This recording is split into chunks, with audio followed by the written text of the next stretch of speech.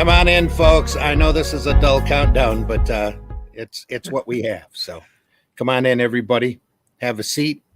This is going to be a fun show today, even if nobody's watching. Everyone is still hungover from Christmas. It doesn't matter because we're on YouTube afterwards anyway, so people can come in and listen as they want or True. Jump in as they wake up. We're not going to talk about just one thing. Well, we are going to talk about one thing today, but it's going to be a lot of little things that all mean one thing. And that's about our love of comics. Folks, we're going to run the opening this morning. I appreciate you being here. I really do. And we are here for the Sunday Funnies, the last Sunday Funnies of 2020. Good riddance. Well, to 2020, not to the show. It's 12/27, 2020. It's early in the morning for us, Sunday morning. And you're listening to the Sunday Funnies. I'm going to run the opening, and then we are going to get going. So hang in there. This should be it right here. Be right back.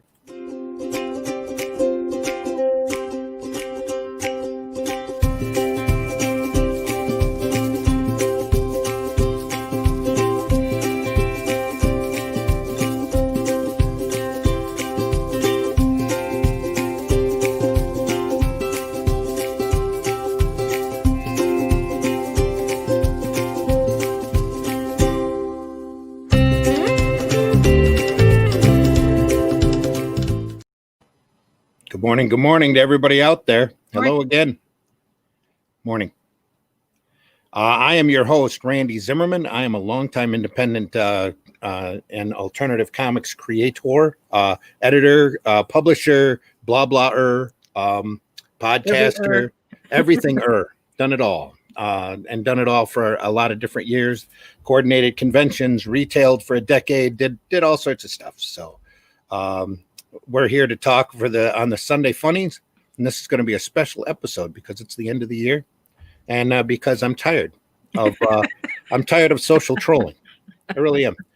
It's exhausting. It's time to stop the hate and spread the love, folks. For the last 10 years, I was doing a newspaper called Flint Comics and Entertainment that I spread around my local county. And we went through 10,000 copies of this thing, and you wouldn't think you'd do that because you think the comic reading audience is incredibly small, but it's not. It really isn't. And through the paper, it really reinstilled my love of the art form and my love for comics. We had all sorts of different comics in it, comic strips, single panel strips, weird articles, anything to do with sequential art or that I thought was entertaining. We like to call ourselves Flint's favorite bathroom reader. Had a couple of readers, real regular readers, send us pictures of it strung over the handicap railing at a stall at the local restaurant or tacked up on a bulletin board above the urinal.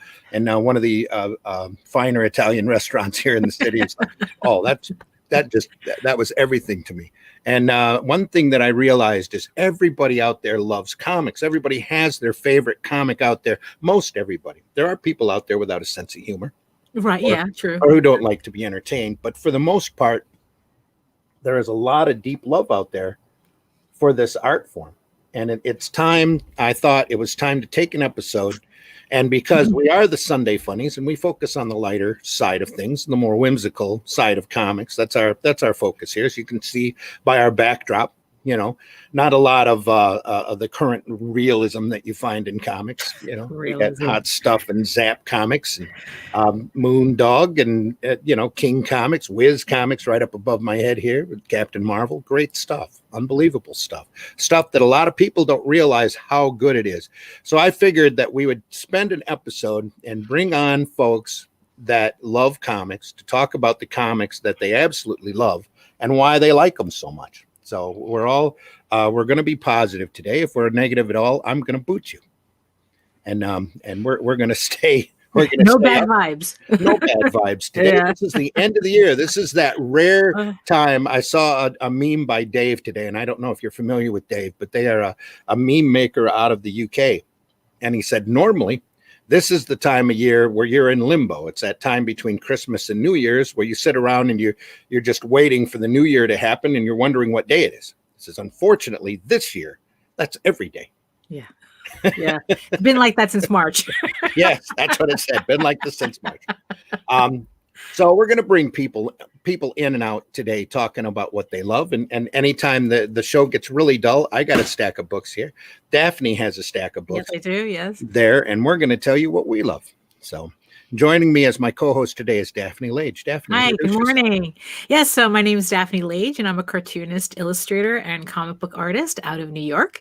I am the artist of the funny animal fantasy comic Tall Tales and the upcoming fantasy drama Ego Raven, Heir of the First Unicorn, premiering almost a week away on Kickstarter, January 4th, 2021. See, it's already on top of us. You can check out my work and sign up for updates at egoworks.com, egoworks.com, and my YouTube channel at Daphne Lage, Lage Art. Awesome. And I've done a lot of stuff, and I've got a lot more stuff planned for next year as well, and we'll see how that goes. And we're I was up awake last night thinking about everything that I want to get done, and not having enough time to do it. Okay, according to my Chrome notification, we are officially live now. Oh, good. There 6 minutes. 6 minutes in. 6 minutes in. We're officially live. I need to go over to Facebook here for a second and make sure that's set up properly. Yeah, these guys are great. You know, you put something for public, and they kick it out to just your friends. So now we're wide public. I'm going to throw the link up on my page one more time, so that's also probably going to pop into the chat again. We'll see. And you are welcome to join in today, as long as we're talking what you love, the comics that you love, the comic strips you love, even the movies, maybe comic book movies that you love. We've got a few people already in the chat. We've got a few people already in the green room waiting to come on. And we're just going to carry it on from there. Let's see. Zegency Studios. Good morning, Joe. Morning, Joe. I felt that way last night after my episode of From the Desk of a Small Press Publisher. Yeah. Hopefully.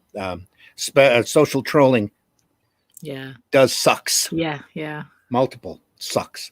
There's the link again, folks. You can join in on the chat. You might sit in the green room for a few minutes, but we will have you on as long as you're talking positivity and what you love and the comics that you want to talk about. Absolutely. Like I said, we've both got comics. But first in the green room this morning is Mr. Goblin Grimm. Hopefully not too grim this morning. Hey, Seth, how are you? Hello. I'm good. I just got off of work, so. Yeah. Wow. You were telling me off air you don't listen to Sunday Funnies very often. So I haven't gotten to listen to it much because usually when I come home, this is my Monday. Yeah. So I come home, I'm pretty much drained and ready for bed. I hear you. So tell us about the comics you love, buddy. Well, I need to pick the series back up, but for a while there I was reading Saga. That was a pretty interesting, very family orientated type storyline that seemed pretty good. I've never read an issue of that before. I almost picked up a volume at Barnes and Noble's, one of the big collections, just to get a taste of the book because I've heard so much good things about it. Yeah, it's pretty good. Tell us about it. The art is pretty good about it too. And then the storyline, it deals with, you have one group of beings that kind of, it has like a undertone of racism.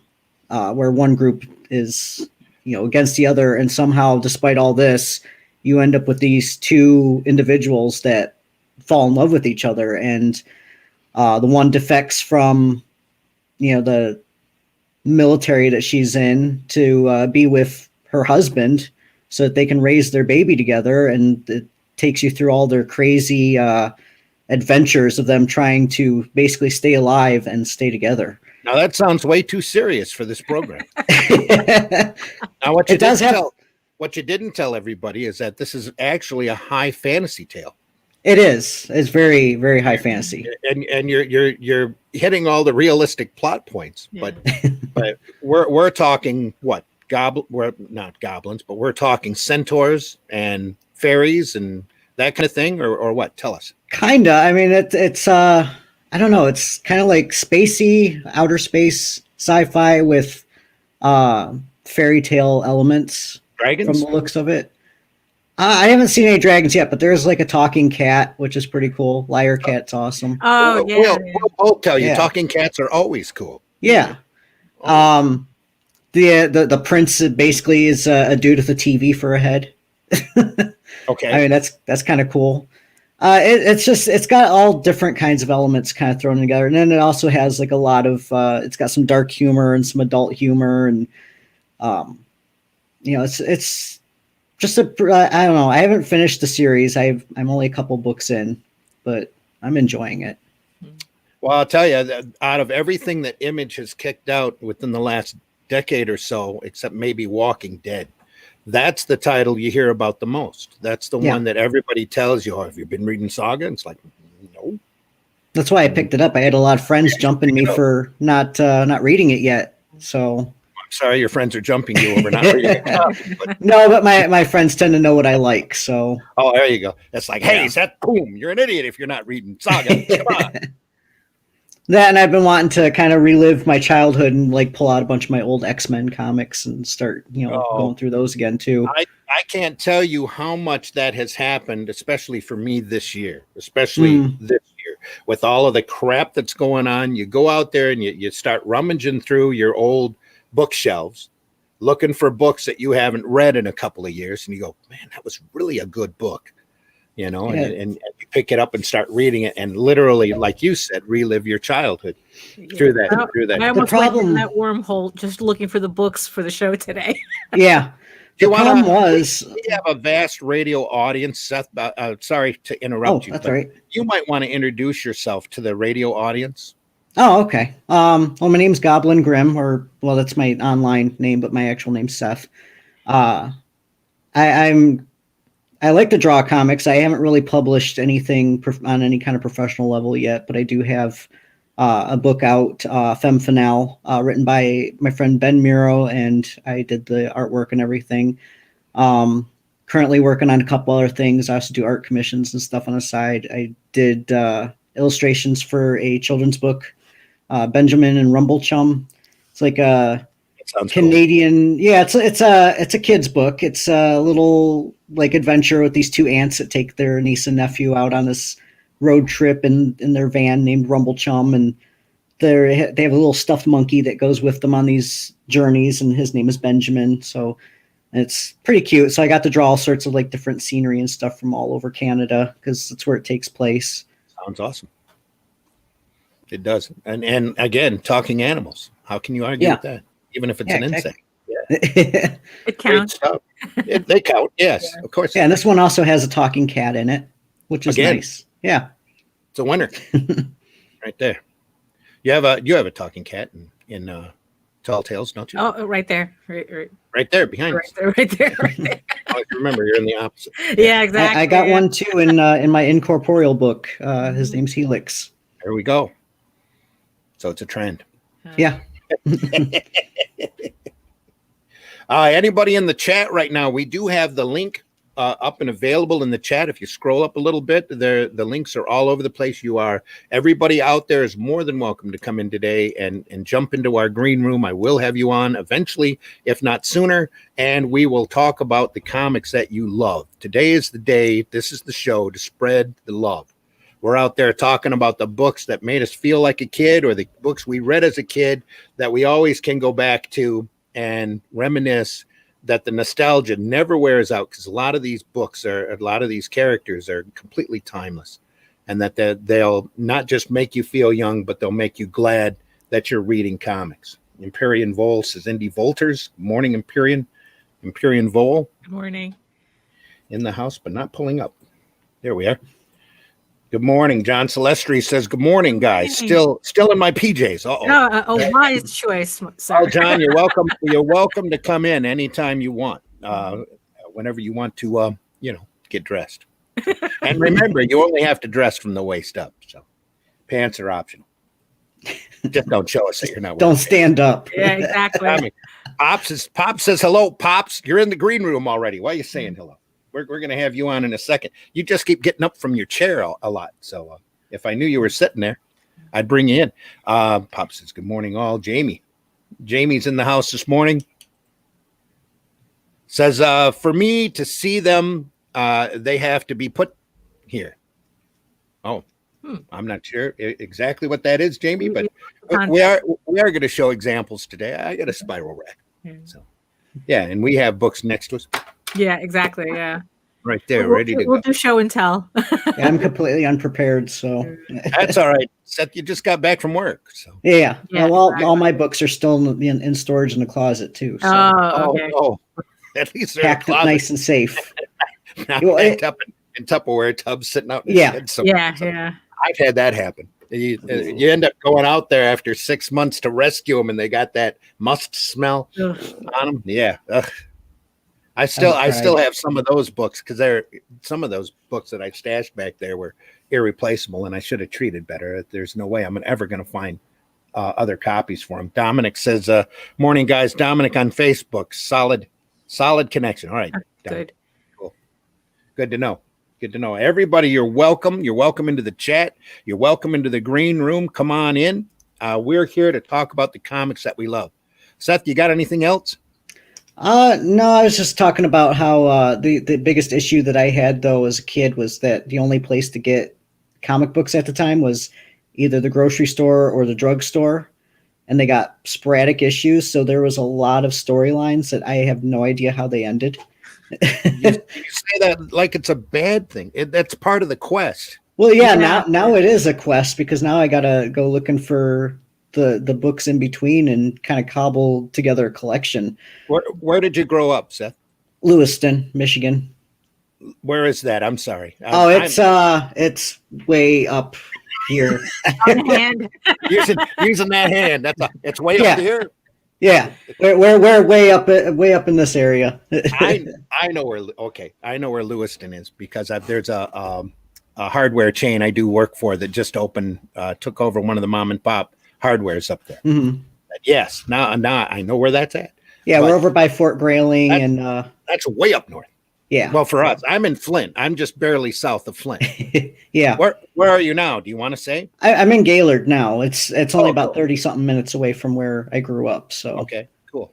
Yeah, I'm the same way. I'm about 30 minutes away from where I grew up. I grew up in Montrose, which is a small town up in the upper northwest corner of Genesee County, mhm.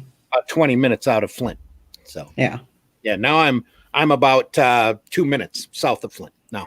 Whereas at least here, we actually have a comic book store, so that's pretty nice. So I can actually go digging around in the books and stuff. Whereas Give it a Lewiston, we plug. just Give had it which comic book store? Genie Hobby. Genie Hobby. Yep, it's in downtown Gaylord. Awesome. That's good to know. Gaylord's got a shop up there. Next time Yep. I'm through there during the day, I'll have to look for it. Yep, it's right across from the art gallery, Creative Pursuit. I also help out up there. My friend Brandon is the manager, and it's right next to Funky Fish. It's a pet store, which is always got all sorts of cool stuff to play with. So you get bored, you go play with the guinea pigs. Play with it. Oh, hopefully not in a bad way. No, we got to baby everything. I go in there to look at the spiders. Oh, there we go. Awesome. Funky Fish, huh? That's a hell of a name for a pet store. Yeah, it's a pretty neat place. Now, Gaylord, is that where Call of the Wild Museum is? Yeah. Okay. We have there's a museum up there. We always pass it whenever we're driving through Gaylord because you can see it, can't help but see it from the expressway. That the guy was a big time taxidermist. Oh, okay. And they went through and found this wild collection of animals and made a museum to show kids exactly what what the crazy beasts in the area used to look like. Yeah, I think they've been renovating up there a little bit too and trying I to think fix they things have. up. Yeah. I remember the last time I went in there, some of those taxidermied animals looked a little sad. Little, They were old, so still a little tattered, but yeah, I think they hit 75 years open. Wow. yeah. Like they've been open for a really long time. Wow. That's Well, with Michigan, set up like a big mitt. People would drive, and Gaylord is like right in the middle as you're going up towards the big bridge, the Mackinac Bridge. If you haven't seen the Mackinac Bridge, it looks like the Golden Gate Bridge, only it's whiter or a green color, depending upon how they're painting it. But it is 5 miles long. It connects Wow. it connects the upper and lower peninsulas. Huh? Yeah, I've Together. walked it before. It's Oh, pretty you cool. have. I've always Yeah. wanted to. I've just never gotten the gumption up to do it. And the wife's afraid of heights, so it's she won't be going.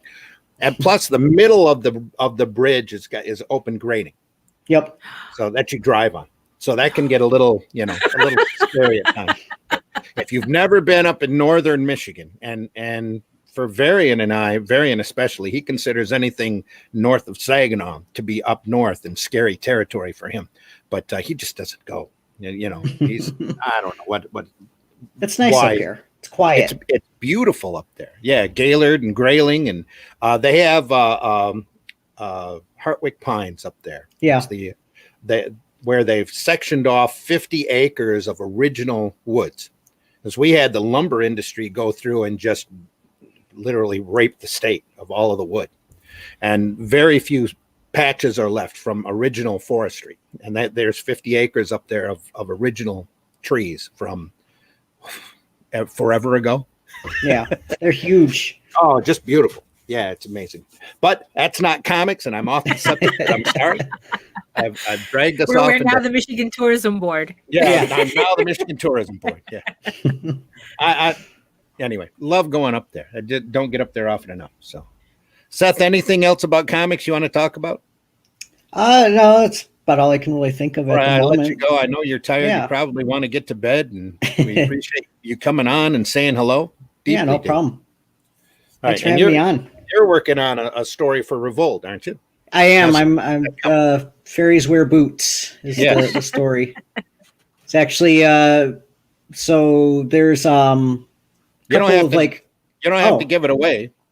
Well, I was just gonna say it's based on a like creepy family secret thing that I came across on Reddit. It's like a family secret type story that kind of inspired it. Great, tight little ending to it. It'll be fun. Yeah. It'll be fun. All right, Seth, do you mind if I kick you out? Oh, that's fine. Get someone else on. All right. Well, we can have up to 12 people on. Oh, that's all right. We have 3 other folks here waiting in the wings. So I'm interested to hear what they have to talk about. So, well, then you can hang around. Then we're going to bring Pops in next. Hey, Pops, how you doing? What's going on? How you doing? Hi. Nice Hey, to see you Pops. sitting in your chair, buddy. Well, it's like I was trying to get content for the show, and every time I sat down, I went, "Wait a minute, what about that?" Yeah, exactly. That's what happened to me before. Yeah. Up, down. I'm still Now thinking with- 4 or 5 other things, actually.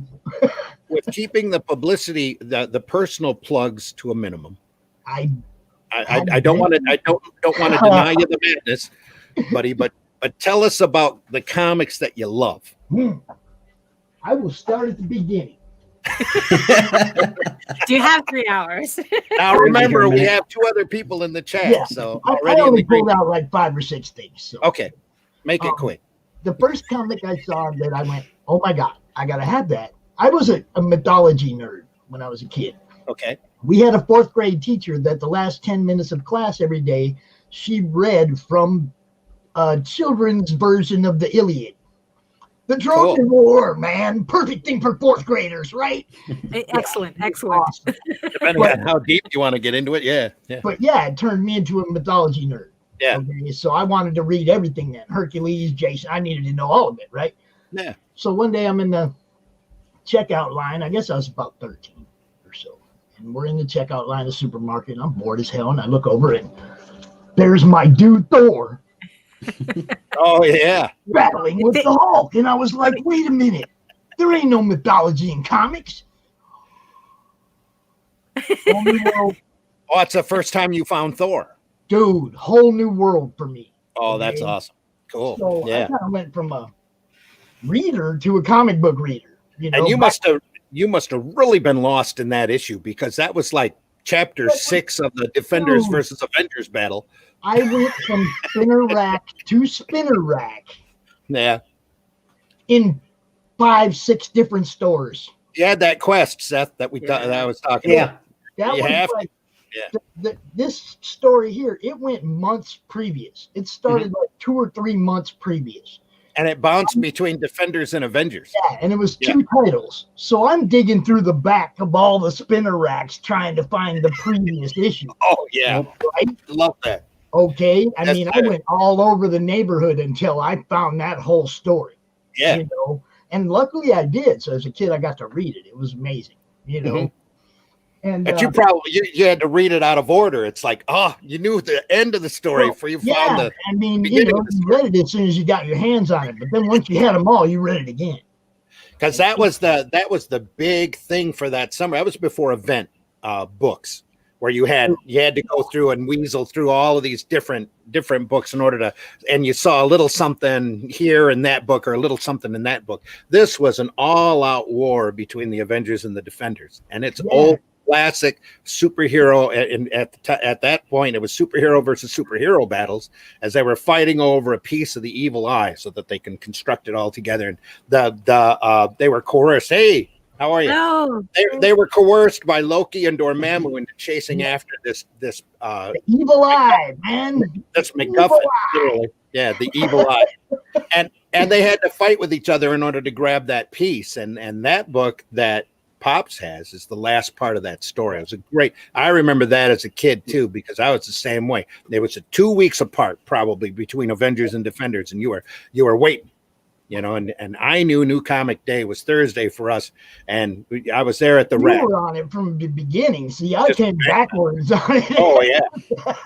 No, we saw. I was a big comic geek at the time, and I think Comics Buyer's Guide was out at that point, and they said it was coming, and I knew it was coming, but you didn't know who was going to beat who until you picked up the book. Yep. And so you read like Hawkeye versus Iron Man. Because Hawkeye at the time was a part of the Defenders. And lo and behold, Iron Man lost. You were like, what? You couldn't believe it. It was crazy. Yeah, the Defenders kind of whooped up on them, actually.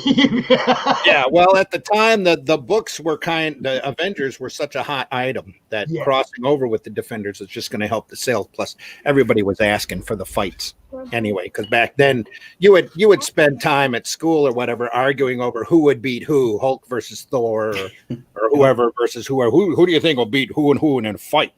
I'm sure everybody's gone, if they read comics as a youth, has gone through that stage. And everybody, you have to understand, the writer decides. Oh, yeah.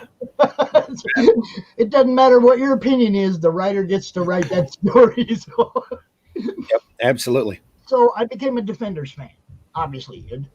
Avengers and Defenders fan. Okay, so I was also a rock and roll fan. Yeah. So in Defenders 45, Dr. Strange uses Neil Peart's lyrics from a Rush song in one of his films. I'm telling you guys, come on. Pops is on this book too. Oh yeah, we gotta have that one. Yeah. And I believe by that point, I think David Anthony Kraft was writing that, and that was, if I'm not mistaken, the interiors on that were done by Keith Giffen. I'm not sure. Back when he was either that or Palmer inking over. Of course, they didn't give people credit on the front of the book. No, they didn't. They didn't. But at least they gave people credit on the first couple pages. But yeah, the anybody who hasn't read the first, I think it's like the first 100 or so issues of Defenders are just the first 50 for sure are just amazing. Just all out amazing. Awesome. It kind of falls off a little bit in the Hellcat Gargoyle era, but it doesn't just fall off; it jumps off really fast too. And it's like, what? There was what was his name? Not Demon Slayer. I don't remember what they called him. In Atlas, they called him Demon Hunter, I think. And then they took the same character when Atlas folded, the exact same powers and everything. David Anthony Kraft, I believe, was the writer. Brought him over to the Defenders and called him Demon Slayer, or it could be the other way around. But he was a guy who went out and fought demons, and he had a cloak that carried his entire arsenal. And he would just reach into his cloak and pull out whatever weapon he wanted, just like Secret Squirrel's cloak. Whenever he needed something, he'd open his coat, and there would be the gun that he needed right there. Yeah. Just great stuff. So I was a big Thor fan. That was the whole thing that kicked me off. So the Simonson run of Thor, everybody's like Beta Ray Bill, all that. Oh, hell yeah. That's all great. That's all freaking awesome. See? But if you want Walt's best, you get Thor 380. This book is page after page of full splash page art. It's not panels. It's Walt's work, man. It's double page stuff. It's single page stuff. But the whole book isn't about dialogue. It's about Thor and the serpent fighting. Like Ragnarok's supposed to be. Okay? Don't get me started on that. This is Ragnarok, y'all. Thor 380. Get it? Read it? Know it. Okay. Oh, Empyrean Vol is correcting me. He's also in the green room. It says Devil Slayer was Rich Buckler, and he still does comics with a version of that character. I think not today. I think I love Devil Slayer. Yeah, I think Rich passed a couple of years back. So yeah. Sorry I'm to also see that a big Surfer fan, but I'm not pulling that box down. That's the one right here. It says Galactic Diner on it, and it's got all my Silver Surfer stuff in it. I don't even know. Guest spots by FF, X-Men, Daredevil, Spider-Man. What a great run of comics. Probably talking about the Empyrean. I think I'm just going to bring you in, buddy. That's a good idea. How you doing this morning? Great to see everybody. Good to see you. Good morning. Why don't you take a second and introduce yourself to the radio audience? Hello, radio audience. My name is Empyrean Vol. I am also a comics creator, comics lover guy. I'm actually the editor of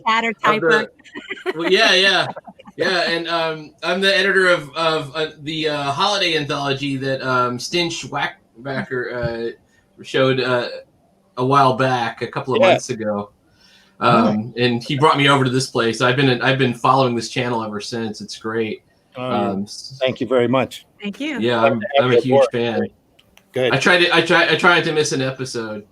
You tried? But with streams, yeah, you miss one every once in a while. But it was great that Pops brought up that Avengers Defenders War, and both of those.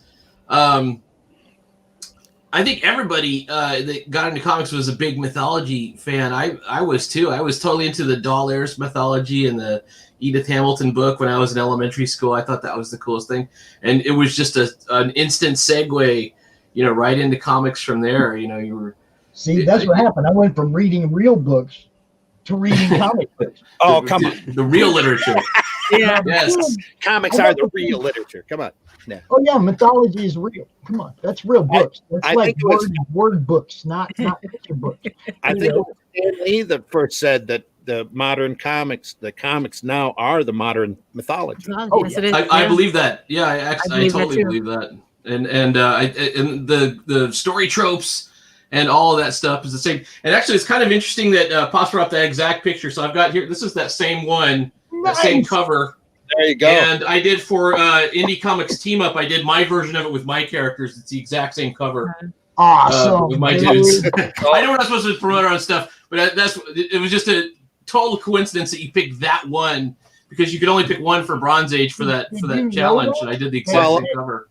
Also, that was a very classic Kirby cover too.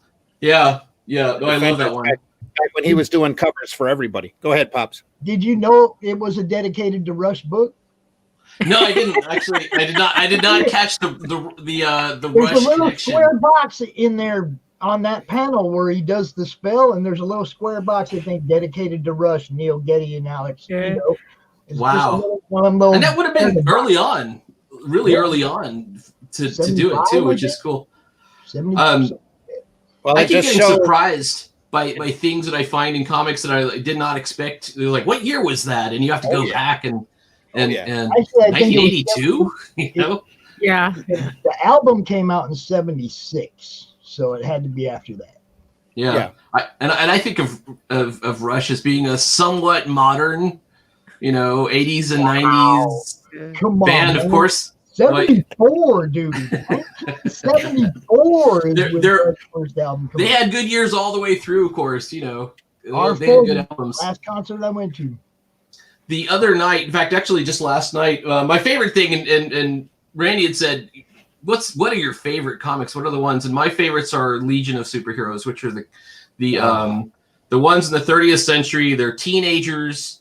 And I distinctly remember walking to the the corner store with my grandmother, and she said, you can pick one of these things out. And there was like a magazine-sized Treasury edition. Yeah. And it had every single member of the Legion on there with a little profile of them. And I'm like, I want that one because it had everyone. And I love the crazy diversity of characters. There was a Brainiac in there, a former, a villain, a character we only knew was a villain. There was, all these other characters. And so I followed that one. One of my first superhero comics, because my parents didn't let me have comics for the longest time because they were so violent, was Legion of Superheroes #1, which is a reprint from the Kurt Swan days of Legion from Adventure Comics. And the cover had Superboy smashing, or Mon-El, one of the others, Superboy and Mon-El, one of them was smashing the other one into a pole. Oh yeah, like, yeah. Okay, yeah, that's when they made it its own title. Yeah, comics aren't violent at all. Here, No. look. And what's funny is that like thinking about it's like, oh, that was like quaint violence. Oh, that was so quaint. Mon-El can take it. He's his older brother. Yeah. That was the trope was that Mon-El was like Superboy but older or something. He's just a little different. But I was reading one of the back issues that I knew about. It was right after Brainiac is no longer crazy. He's been brought back in, and they're playing a game, and it says, I think this game of Dungeons and Dragons is going to go all night. And I'm like, what year were they playing Dungeons and Dragons? I went back and looked. It's 1982. Yeah. I was like, wow, that's really early on for guys playing D&D. And actually, the joke at the end of the comic, the final panel, after they defeated all the villains, I think it was a villain called Organis or something like that. They just show like an establishing shot of the Legion clubhouse, and there's a bubble coming out that says anyone for Dungeons and Dragons, and somebody says, can it Brainy? So it's Brainiac as the D&D maven. So I thought that was funny, that you see those kinds of crossovers. They're out there playing that ancient game. Yes, and what's funny is that like the comic you're referencing is from 1982. The comic that Pops is referencing, like the music is from 1974, and it's like, but the thing is though, it's like you're talking about it, and I'm like, oh, this could have been done yesterday. Could have been done yesterday, right? When you look at it, and it fits right in, like Not really though, because they're very much classic, and they're very and I don't mean to bring anything down, but you're not going to get those books out today. Yeah, they could absolutely not. Yeah, absolutely. Now, you can find them at your retailer. Say though, Randy, I wanted to go back to something you said before I ever came out. You were talking about everybody loves comics. Everybody loves Funnies. Okay, even the grumpiest person in my life, my stepfather. There was two things on Sunday you didn't mess with till he got them first, and that was the sports page and the Funnies. Yeah. He got them first. Okay, he was the grumpiest person in my life, but he loved his Sunday comic. Yeah. Right. Yeah. Well, and again, you had a whole variety of stuff back then as well. You had adventure stories and all kinds of goofy gags, straight dad humor. Sorts of weird. I remember all that stuff. Variety of stuff. Yeah. And my grandpa used to have every single copy of Archie comics back in the day. Wow. That was his favorite. And some of those are incredibly classic, and other ones are just horribly dated. Yeah.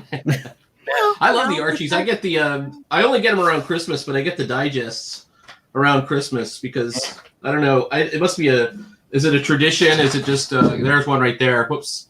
Yeah, he had a subscription to the when they first came out, and he had been collecting them for ages. He had bookshelves full of them, and I remember when they moved out of their house, one of the aunts was selling them $1 a box.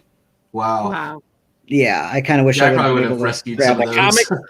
The comics or the digests? The digests. Oh, yeah. Yeah, and he had them going back from the very first one. I still have a stack of all sorts of different digests because I love picking those up. That's Electra there. Yeah. This is when my comic reading got real. Yeah. Oh yeah. That's usually the Frank Miller stuff is usually like the. That might be too realistic for this show. This is really the one, the eight part limited edition.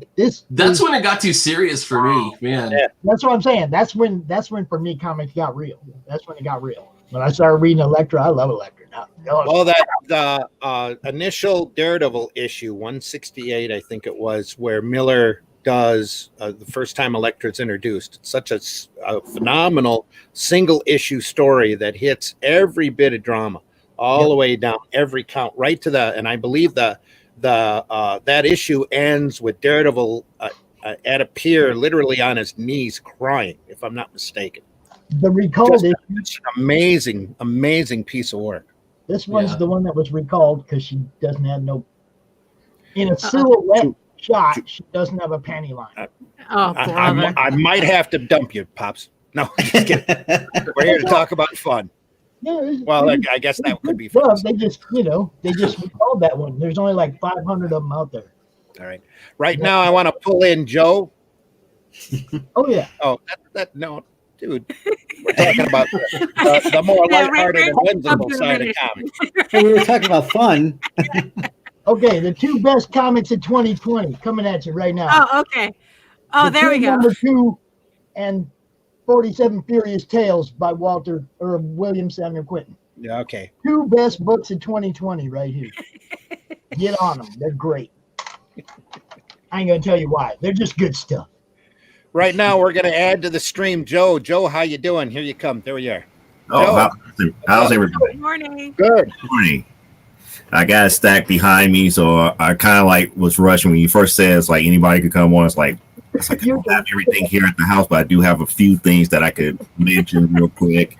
Joe, you're always welcome on, Joe. Don't think this is just a special occasion, or you don't have to wait for that. All you have to do is ask for a link whenever we're talking about something. Okay, let's see. We don't want you on. We won't send you a link. So most of the time, we'll just send you a link. I'm going to start with something that I know is a bit campy and it's going to bring back some memories for those who used to watch the TV series. Actually, Joe, before you do that, you need to introduce yourself to the radio audience. And I'm sorry I didn't have Pops do that either. But, Joe, introduce yourself to the radio audience. Hello, radio audience. I am Joe D. McPhee. I am the president of Exigency Studios. I am the writer and creator of Amazonia, AWF, and Primetime Saturday Night. I actually write and produce those comic books, and I also have my own YouTube channel called From the Desk of a Small Press Publisher, where we talk about different comic book industry type stuff, anywhere from business to interviews to everything. Sweet. Now, okay, go ahead.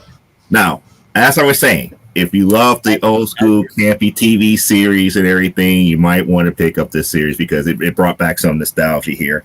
And it's hopefully we can see it pretty clearly. It's Batman 66 meet Wonder Woman 71. Awesome. So 77, I should say. This 5-part series was kind of like awesome because it kind of like brought back like a lot of those TV memories from where you used to watch Batman back in the 1960s, and that Adam West Batman type feel comes into play when they go on an adventure with Wonder Woman from 1977. From the old Lyle Wagner and Dixie, not Dixie Carter, Linda Carter. I don't know why we're designing women all of a sudden. Yeah, exactly. But that was kind of like one of the cool ones that I thought it's like, we're going to start out with, since we're dealing with with the fun stuff here. Yeah. That was one of the cool ones here. And then I'm going to introduce you to a series that I picked up via Kickstarter. I know that you guys do a lot of all ages, and this to me is what I consider kind of like an all age book. It's called the Dominic and Claire series. Huh. Oh, cool. Tell us about it. Done by Max West, and he kind of does like these short little as I call Uncle jokes type deals here. That's it's decent, it's kind of funny, and it works for kids and all ages.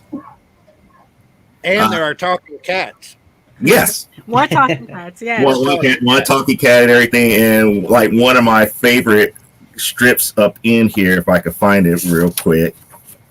It was him talking about, it was Dominic talking about being pulled out of a baseball game, and he didn't understand why he was pulled out. And, to give you that joke real quick, I'm trying to find it. But I remember the joke because the joke was like, hey, I was in the baseball game, and the first batter comes up, walked him. Second batter comes up, walked him again. Third batter comes up, I walked him. It's like, and then the coach took me out. It's like, well, Dominic is like, then the babysitter, which is Claire, it's like, well, Dominic is like, well, if he wasn't doing all that well, he's like, do you blame the coach for pulling you out? Well, yes, I do. It's like, but why do you blame him for taking you out the game? I was in the middle of a no hitter. You know, those are the types of jokes that you find in this type of book. So that's the reason why I brought that, you know, bring these three up. Dominic and Claire Stokes. Yes, Dominic and Claire. So you could look for Max West. You could look up the name Max West, and you should be able to find it that way.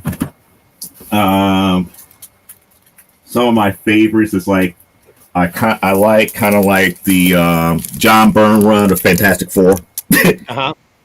So, you know, that's like one of the few things that I like about the Fantastic Four, is dealing with when Byrne took over and Dan Grimm was slowly being phased out, or he left for a bit, and then She-Hulk came in to replace him and everything to that magnitude. And it was like, for me, as far as transition of a team, it was one of like the better eras of the Fantastic Four, because the Fantastic Four was during an adjustment phase, because they had to adjust everything for Jennifer Walters being there, as opposed to having their longtime family member being Grimm.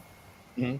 And having to adjust their battle tactics and everything to that magnitude, because they've been together for so long. It's like having the new person there, it kind of threw them a little bit off kilter. Literally changed the family dynamic. Mm-hmm. So that was the thing, 1 through 50. Oh yeah. Well, the FF has had a lot of really good, solid runs. They seem to run in spurts. Mm-hmm. They'll run really good for a few issues, and then they'll be kind of choppy, and then run really good again, and there'll be a few issues that are kind of where they're still trying to find their sea legs, and somebody will come on that recognizes what the book's about and actually take it over, like Byrne did. Had a really classic run, very classic period during Byrne. But again, Byrne is one of those creators that came in knowing what the superhero genre was all about, grew up reading comics, loving comics. What his Champions, the few issues he was on Champions, are just undeniable phenomena. You know, just such a great stuff. And then that led into his iconic run on X-Men that literally just kicked the title into the stratosphere, because it was right people at right time coming in, working on a product. It wasn't just Byrne, it was Claremont, it was Austin's inks, and it was the sheer imagination level that was running at the time through that title that literally set Byrne up to go wherever he wanted to go after that. And he jumped around everywhere. She-Hulk, Superman, Wonder Woman, Avengers, did whatever he wanted to do for quite a few years, because he was such a consistent seller. And Alpha Flight is another prime example. Mm-hmm. His run, Alpha Flight, people dismiss that title, you know, offhandedly completely, but those initial Byrne issues are phenomenal. Great old style, fun superhero stories. Just great stuff with some really imaginative characters. I mean, who else would come up with? You guys like Marvel 2-in-1? Marvel 2-in-1 was fun, but again, you had spurts. You had stories that was part of the thing with those team ups. Even Marvel Team Up and DC Showcase and Brave and the Bold, though Brave and the Bold had Jim Aparo on it, just being super consistent all the way through that run, pretty much the early run. But the writers on it kept changing because they keep rotating. But 2-in-1 is really spotty. The reason I ask is because to do a team up or a 2-in-1 like that, your character has to be somebody like, I mean, Spider-Man was good, but you can only do so many team ups, right? The same with the Thing, 2-in-1. I love the Thing's interaction with other superheroes. He's the total New Yorker. He's, Yancey Street, and his interactions with other heroes were awesome. Spider-Man the same way. But they did some other ones that, I mean, it all depends on the hero that you're putting in that spot and how well their personality was written. Well, really, it was up to the creative team to take those characters and make them interesting and make the combination of them gel. So one of the best 2-in-1s I remember is number 10. That was the Thing in Black Widow. There you go. That's a really classic story with Bob Brown pencils and Klaus Janson inks. It's one of those issues. The writing on it was terrible. The plot was horrible because he was the picture of it's got Thing pulling up a gigantic like landmine type bomb on the cover, and Black Widow I think fighting a few miscellaneous henchmen in the background. But the story itself, the artwork on that book really pulled my attention to how great of an inker Klaus Janson was. And some of and Bob Brown, who's also amazing as a penciler, did some amazing work on that issue that, again, I still remember it to this day. And it was how old? Yeah. It really stands what out. About Project Pegasus? Huh? The story for Project Pegasus in Marvel 2-in-1, because Project Pegasus was the first true introduction to the Roxxon Oil Corporation that led to things like the Power Broker and a couple of other supervillains. Iron Fist came out of that. It was connected to that too. Yeah. Mm-hmm. Yeah. The reason I like 2-in-1 and Team Up both is because they tended to go towards one-issue stories. So you had a beginning and you had an end. And it wasn't just a cliffhanger into the next chapter. You very rarely had a dud where nothing happened during the comic. You would always have, a very satisfying experience from beginning to end. So I love Team Up and 2-in-1. Those were two of my favorite series. Back during that run, everything was pretty self-contained during the initial runs for those. Anybody who hasn't read the more modern Brave and the Bold series that came out that Joe Straczynski wrote, I stumbled across a collection of that at Ollie's, of all places, at a really cheap price. And every last one of those stories was amazing. But it didn't have all Batman in it. It was the big one that I remember is Flash meeting Sergeant Brock, where Flash ends up running back in time and then breaks his leg. And he has to spend time back during World War II on the front lines, all dressed in red, trying to explain to everybody what the heck he was, and his powers, even though he couldn't run because he had a broken leg. So even though he had a quick healing factor, he healed in a couple of days. It was just an amazing story. And the last story in that volume, I still remember, and those are the cool comics, that you sit and you read and they stick in your head for the rest of your life. Whenever you go, what was a cool comic? That was a cool comic. The last story in that book was called Girls' Night Out.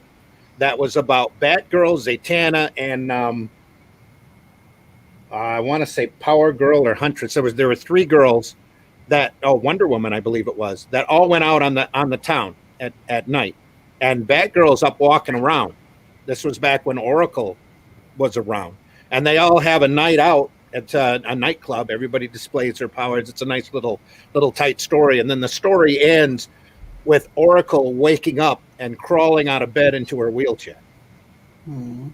And it was like Zatanna was gifting her a dream where she had her legs again. It was really a great story. Very tight. But the last run of Brave and the Bold, very underrated, very overlooked. Nobody pays much attention to it. I couldn't even tell you who the artist on any of the projects were. I just know that Straczynski wrote them. And when I found it at Ollie's, I'm like, oh, Straczynski wrote this. I can pay $3 for this, And then I went home and read them, and every last story in that book is a gem. Just amazing. Cool.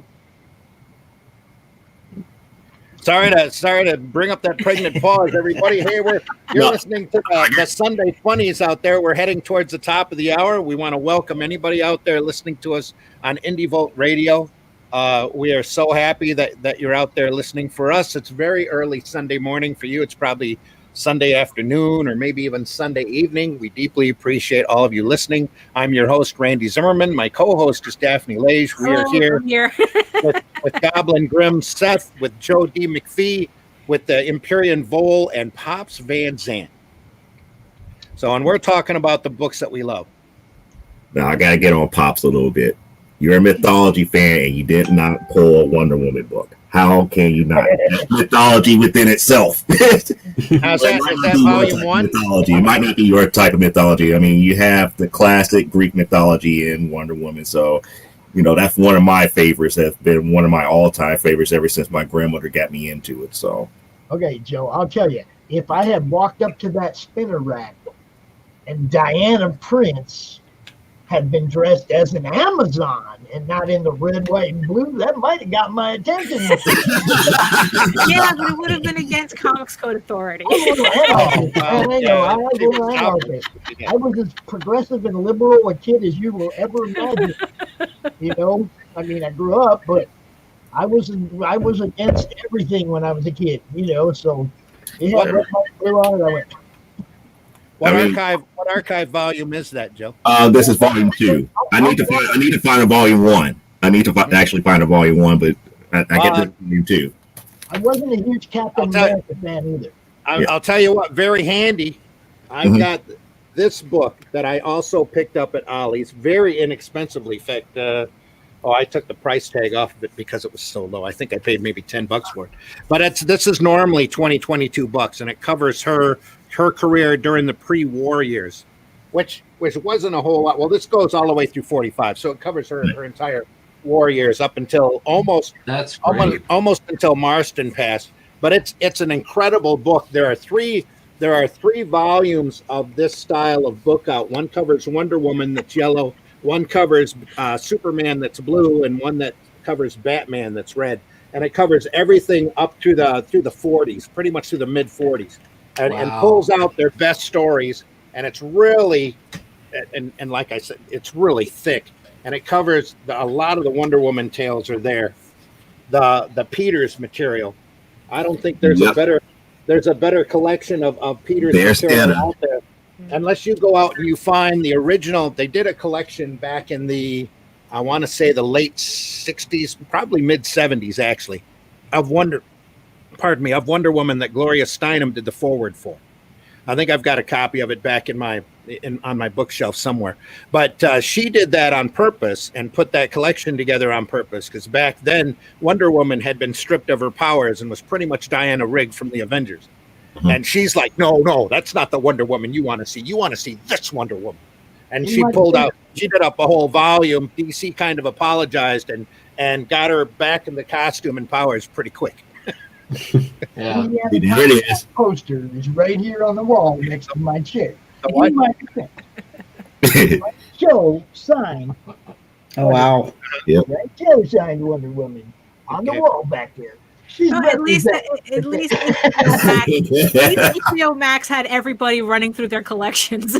Yeah, that's what it's about, though, right? It's like the ones we love. I mean, I can't take everything off the wall and show it. Right. Well, yeah. Exactly. I do love some Frank Cho art, though. This is amazing. There you go, Frank Cho. Yeah. Yeah. Now, here's the graphic novel that got me into graphic novels here. Okay. And it's well known amongst older comic book fans, but not versus young, and that is X-Men: God Love, Man Kills. Yes. This was a very deep. And again, you're starting to creep into that realism part that we really. I'm going to go away from it, but I have to say, the ones that I love, it's like this was like the very first graphic novel that I was ever given, and I actually in high school I actually did a paper on this. Okay. To deal with a lot of the conversations about racism, genderism, a lot of stuff that was talked about in that book, and I ended up getting a B on that paper because nobody ever thought about using a graphic novel as a literary reference in that aspect. It's amazing your teacher was progressive enough to give you a B. Yeah. Most of the time it'd be you did a paper on a comic book. I did a book report on Creep Show by Stephen King, the comic book. So I did a paper in science class one time as a comic that talked about the dairy industry of all things, and did it up. That was my first educational comic, and the teacher was so impressed with the book and had such a great time reading it. She actually gave me an A++. Oh, there you go. And said this was the most unique paper I've ever read. And just my parents actually hung on to that forever. So. Say what? I used to get detention for drawing comics on my homework in class. There you go. That's how you get around it. Yeah, I'm working on my paper. There Yeah, you go. Yeah. pretty slick. Now this is a newer book, and I hate to give plugs, but I have to. Of course. Let's see This it. is awesome. It's awesome. Oh, yeah. Mega Moose. Mega Moose. Got that. Yeah, John, I just John got was that. threatening to come in, but This he was is dressed it. as people. So This is so awesome. It's like if you like Captain Marvel or Shazam, this is what this is. It is a very fun, if I could say, parody yeah, of having like a Shazam, except done in a different way, and it brought back all that nostalgia. It brought back all that nostalgia from the format to just the way that everything happens. It's just like, yeah, this is definitely young Billy Batson if Billy Batson was set, in like the 70s and 80s. I'm going to enlarge that. Yeah. I was impressed he could come up with Mega Moose. We've talked the about different that animals. before, Celestri, yeah. Go ahead. I was impressed with Celestia came up with the different animals that you could get the powers of for Mega Moose. It was like what was it's like O is in there twice, I think. It was like one was an otter. One was an otter. Oh, yeah. Right. And one was At two actually was the actual representation. It was like ant, otter, shoot, I forgot what C was. Yeah. thought that was super funny. And one of the O's for otter. I forgot what the second O was. Matter of fact, I had it open right here. I can tell you. I can go to the right page. Why am I trying to do it from memory? I was just about to remind our listening audience that we're rated TVMA DLSV in case you went wrong on that C word. Oh, yeah. Well, yes. Yeah. Okay, there we go. It is ant, cheetah, hawk, owl, and otter. There we go. Yeah. Oh, for some reason, otter is just so random. Right. I remember laughing out loud when I got to that part. I had to put the comic down. I was like, that's great. That's perfect. Yeah. Yeah, so it's like it was like spot on. Very, very, very spot on. Now another favorite of mine, because this is Marvel kind of ribbing their competition, but it was very well done, at least in my point of view. Squadron Supreme. Oh, I love Squadron Supreme. Yeah. I mean, this is pretty much Marvel's adaptation of the Justice League. And again, that did start out as a Justice League rip. That was almost an afterthought in an Avengers annual. Mm-hmm. That they ended up facing off against counterparts to the main Justice League characters. And I always wondered why they don't use Nighthawk more in Marvel, because he's basically Batman, and they don't use him at all. Well, they've kind of brushed him under the rug. Kyle Richmond, yeah. He also figured in really well into the Defenders books that we were talking about earlier. He was a main character in that, yeah. Mm-hmm. Him and Power Princess, because the way that they made Power Princess, she was like the equivalent of having like another Thor, except that was their equivalent of Amazon. Is like she was like more like a Valkyrie in a way. Well, it's funny because now Batman has armor and he's like Tony. Mm-hmm. It's like, it used to be everybody's trying to be the Bat, and it's like now the movies have made the Bat into Iron Man. Yeah. There was a lot of swapping character stuff back and forth. Kino Subway says hello, Kino. Hope you're doing well. John says I can bring in my very early childhood newspapers. Comic strip influences Popeye, Superman, and Crazy Cat. If you haven't read the early Brick. If you haven't read the Brick. If you haven't read the early Popeyes, the early Thimble Theaters, definitely worth your time to dig up. The early Superman too, very different. And of course, Crazy Cat, the Brick. Just absolutely esoteric stuff. Just hear him was in a totally different universe when he was doing that strip. It's just amazing. Children to surrealism. Yeah. Appearances of Popeye strip was awesome and hilarious. Yeah. Love Crazy Cat as well. Yep. Glenn says, hey, everyone, and happy holidays. Happy holiday, Glenn. Whoa. this time we should take a moment to also run this quick message. I hope you're having a nice holiday season. I really do. Everybody loves comics. And we love everybody that does comics here. So That's right. just so you know. I regret not picking up those DC Archive books back in the day. Glenn, it's probably a good thing. The ones that you really need to look for are the Showcase Presents, which are in black and white. They're really thick. And yes, they're printed on newsprint, which makes Varian upset. But they do collect 25 issues in a book. Some of those archives are really excellent, but some of the other archives, especially later in the run, it looks like they hired somebody to go through and trace them. And because they didn't have the exact artwork for them, and some of the, in my opinion, some of the soul of the artist's work is just gone. It looks very stark, and there are still a couple of copies. Like I picked up an archive on Seven Soldiers of Victory, who's a team. I love the oddball superhero teams. I love that team, yeah. But that was a great team. But the first Seven Soldiers of Victory book, I opened it up and I was looking through it and going, the artwork wasn't this bad, was it? It couldn't have been this bad. Geez, this is really crappy looking stuff. It looks like somebody traced over the original artwork and then tried to make good on it. And I'm not sure, but the more archives that I go through, the more it looks that way. That somebody, if they didn't have the original artwork for it, they just Xeroxed a copy of the page, blew it up, and tried to trace it as best as they could, and stuck it in the book. And they didn't spend a whole lot of time on it because I'm sure DC didn't pay them much to do it. But to me, some of those archives, especially in their later runs, were really disappointing. And unless they had proofs or stats of the original work, it really seems to drop a level as far as quality goes. And you don't see, some of them, to me, were pretty disappointing. I did catch a lot of the later runs at shows, though, for like $10 a hit. So that, it was okay for a while until, like I said, I get Seven Soldiers of Victory. This is awesome. And I opened it up and I'm like, look at this artwork.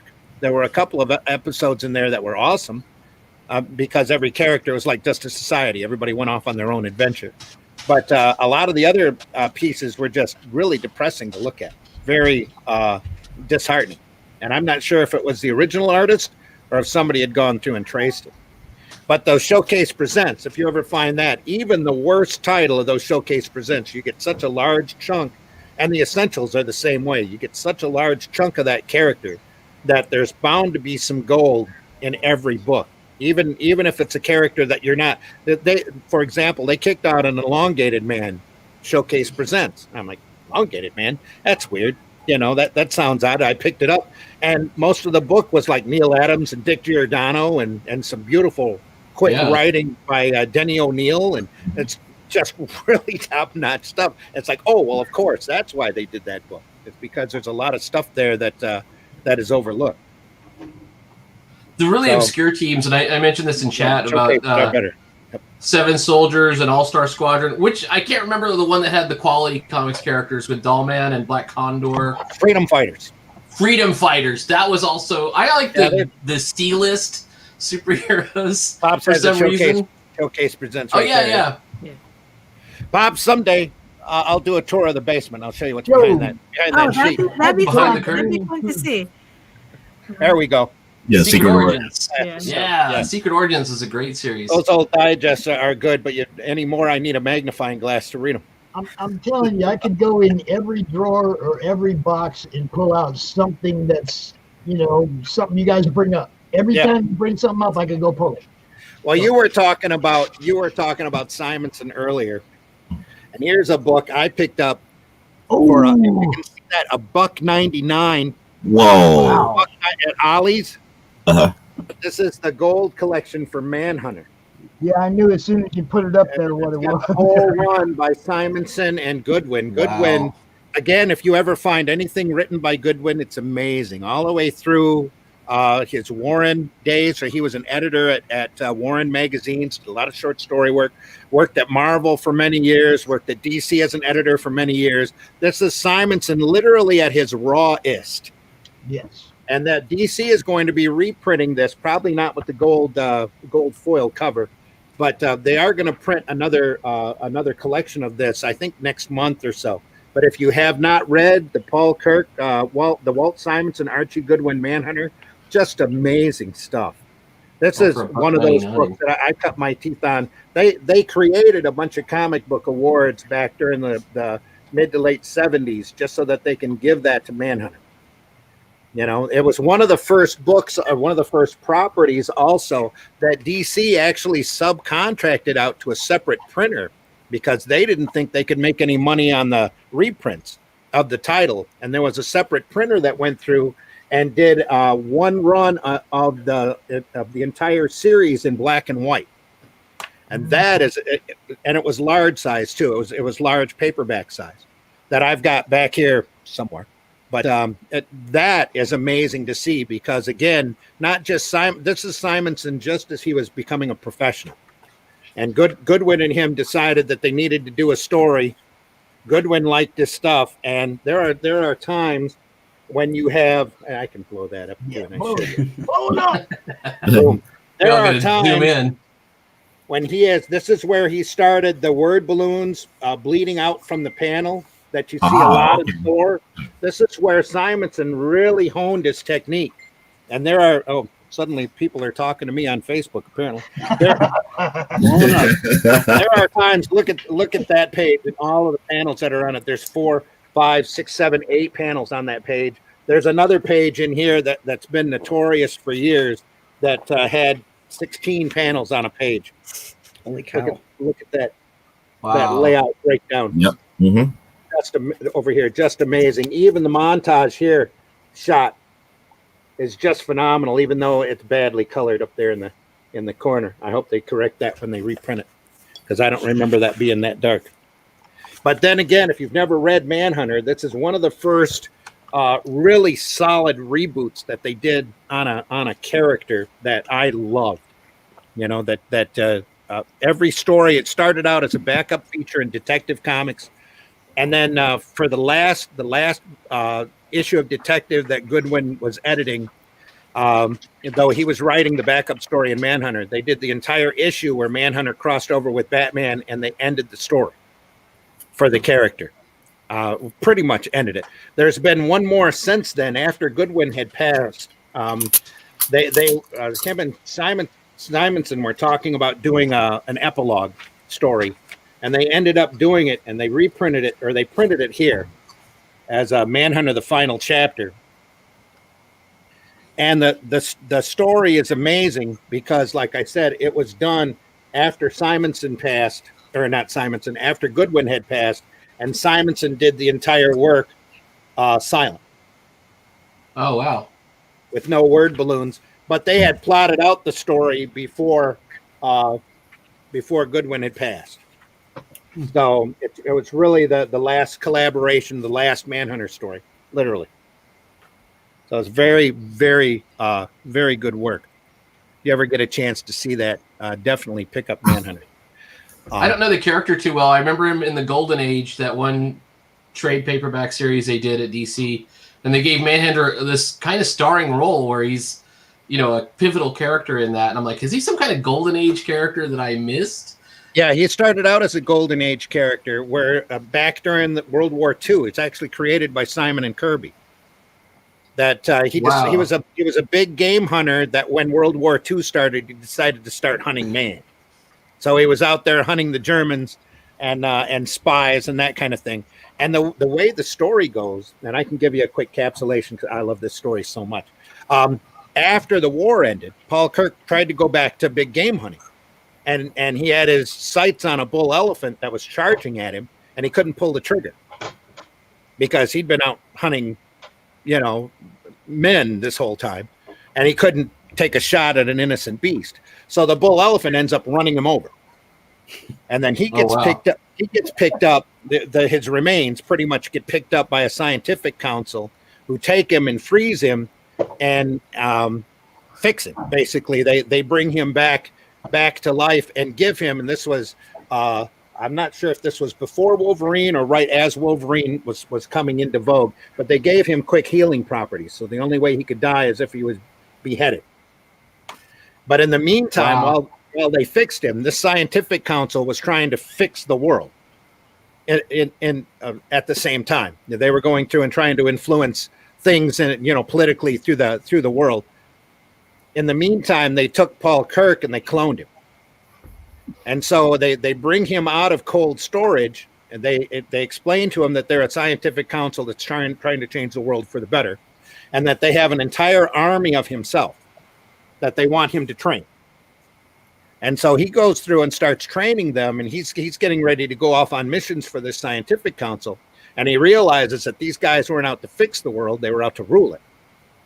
So he goes rogue, ends up finding a couple of people to help him out in his struggles, in his fights as he goes along.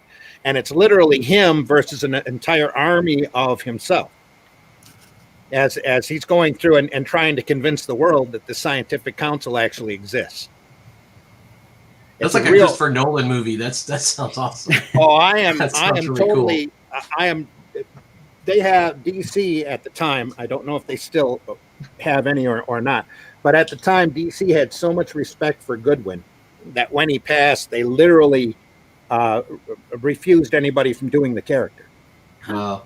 They had one of the clones pop up in Secret Society of Supervillains, but they kept reprinting this book because the stories are amazing. Because, like I said, originally it was a backup in Detective Comics, so they're like spirit stories, which is another love of mine, where you get 7 pages of really tight told stories, and a lot of times they were single, they were single short stories with a connecting thread. This was before your constant continued, continued characters type thing. As he was going around picking up people to help him out, that he was convincing this secret society of scientists were out there trying to take over the world, and he was fighting, and killing an entire group, army of clones of himself. Now, I don't know why CW hasn't picked up on that property, because I'm sure I would watch this movie. If this were a movie, I would go. It needs to be a series, because they didn't really get around to building the character because the action was so rough and tumble. But at the last story in Detective Comics, he's talking to Batman, and they're talking the differences, because he was created literally to be a counter to Batman. Batman doesn't kill, Paul Kirk kills, but he kills himself over and over again. And he was mentioning to Batman and one of the other characters that it was starting to drive him nuts, because every time he killed one of his clones, it was like killing a piece of himself over and over and over and over again. In fact, the last story, that silent story I was talking about, has 2 of the secondary characters tracking down the last of his clones and killing him. Wow. And then Batman's freaking out and Commissioner Gordon's freaking out. And the way that they display it silently is they hold up a whole set of pictures of Manhunter with red lines between all of them except for the last one. And they point to the last box, and then they wad up the paper and throw it at Batman and leave. And they have this great shot, I think, of it bouncing off his chest. And then Batman picks it up when Commissioner Gordon comes running at him, asking him why he didn't stop him. And right there, I got to blow that up. I'm sorry, you get crazy. See, this is why I wanted to do this episode, is because you get that twinkle in your eye. By myself, you start talking here. He's watching him run off. Commissioner Gordon comes up yelling at him, and he points, and he mentions, or he shows, that they're just outside the city limits. So he doesn't really need to chase after him. Then he picks up that piece of paper, and he shows it to him and explains to him that that's the last one. So it's really an awesome story. Wow. And again, not to push or promote something coming up from DC, but I believe DC's doing another version, or another print, which is probably the 10th or 12th time. I think this story has been printed more than Watchmen has in so many editions.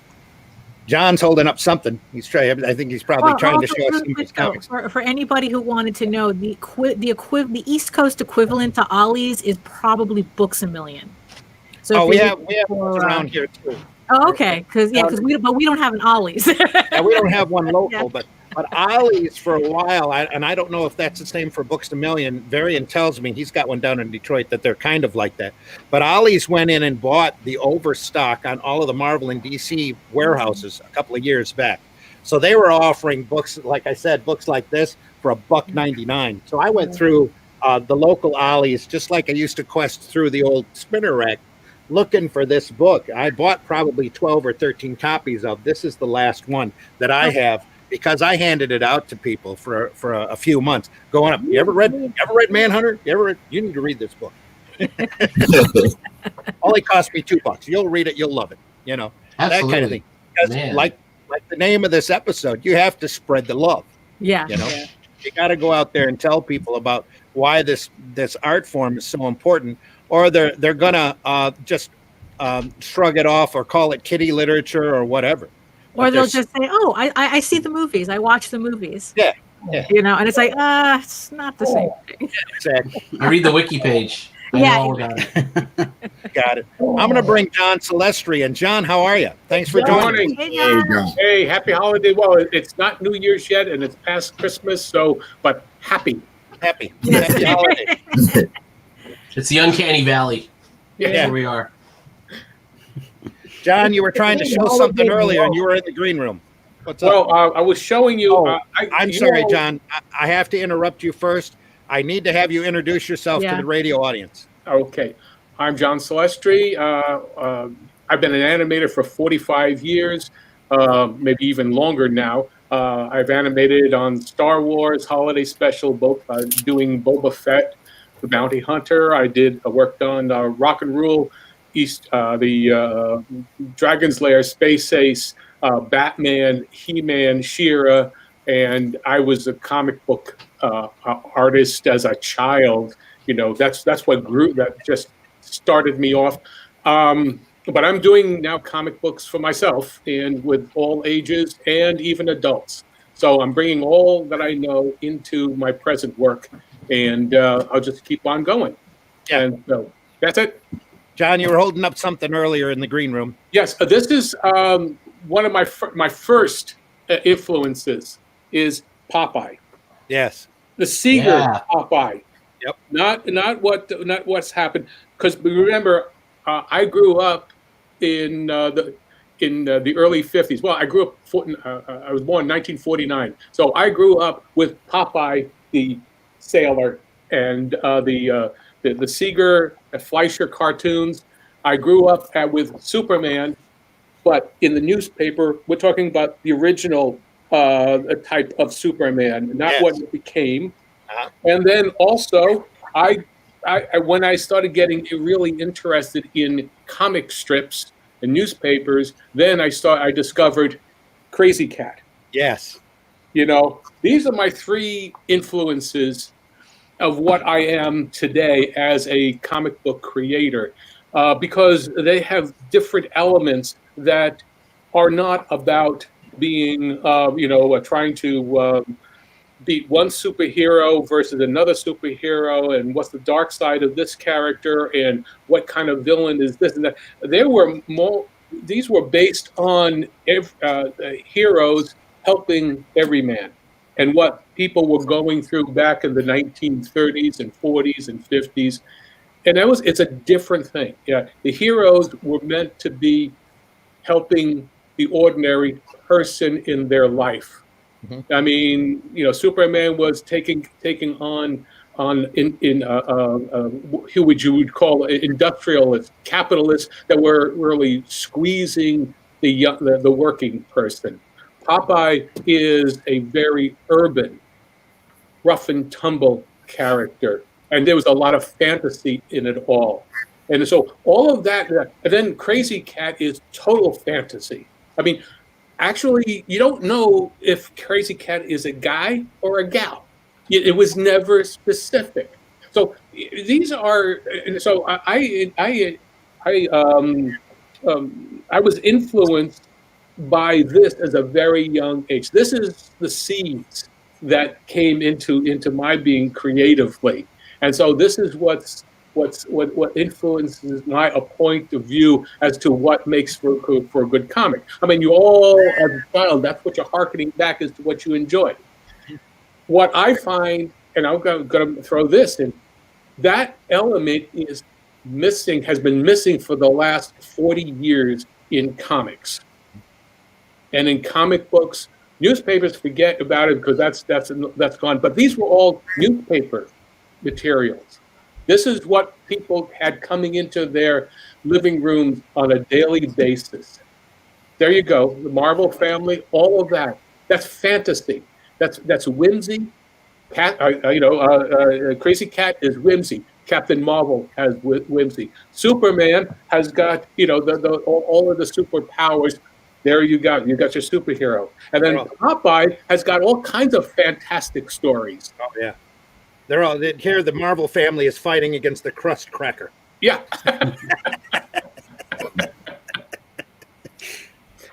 Anyway, didn't mean to interrupt. Yeah, keep going. No, that's good because I remember the first drawing that I did really concentrated on was trying to enter a Popeye contest that WPIX was running, and that was when we had Captain Alan Swift. Alan Swift was the first Popeye captain for the kids, and so we're talking about 1954, 53, 54, and I would see uncut cartoons of Popeye, the Fleischer stuff. Yeah. I mean, hey, a Twister Punch, and every raw element of grunginess that you could get. But it all looked like my neighborhood anyway, because it was all very urban. New York, I mean, the Fleischers were in New York. They were in Manhattan on 34th Street. And every animator had a twisted nose. Everybody was Jack Kirby. In fact, for Jack Kirby, spent a day or two trying to learn to do in betweens, and he said, "Screw that! I can't. I got to do something else." But there are drawings that you can see his in betweens. And he was pretty good. But still, he said, "Hey, it takes too long to do a cartoon." And the other thing about this trio of creation, they were the creator's visions. Superman is the creation of Joe Schuster and Siegel, and then Seagarth all by himself, writing his own material. And the same way with George Harriman. These were their visions, they were not IPs. They weren't trying to generate stuff. They were expressing themselves. And today's indie comic creators have to do that to keep the industry or the art form growing. Otherwise, you're not going to. There is no reason to do it because there are plenty of superheroes. Yeah. You got to do something else. Anyway, so that's old man talk. But as Seeger said, a comic artist ain't no different than you or me or anybody, except he knows how to draw pictures and is crazy in the head. Yeah, that's so.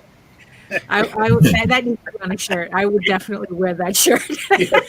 You ever see you read those early Thimble Theaters, and you have to read a couple of years about the oil family. Yeah. Castor oil and olive oil and that before Popeye comes in. But the first time he's there, well, I think one of the oil family, Castor, probably is out looking for people to man his boat. And he walks up to Popeye, and he's dressed as he is now. And he goes, "Are you a sailor?" And Popeye goes, "You think I'm a cowboy?" Yeah.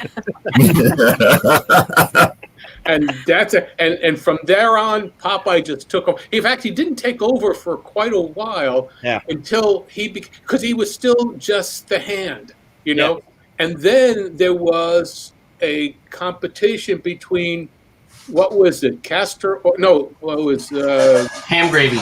Okay, right. Oh, Ham Gravy and Popeye, and so there was a whole thing that went back and forth. And Popeye was the brave. He actually, a Ham Gravy was really just a two-pit hustler. They were all hustlers.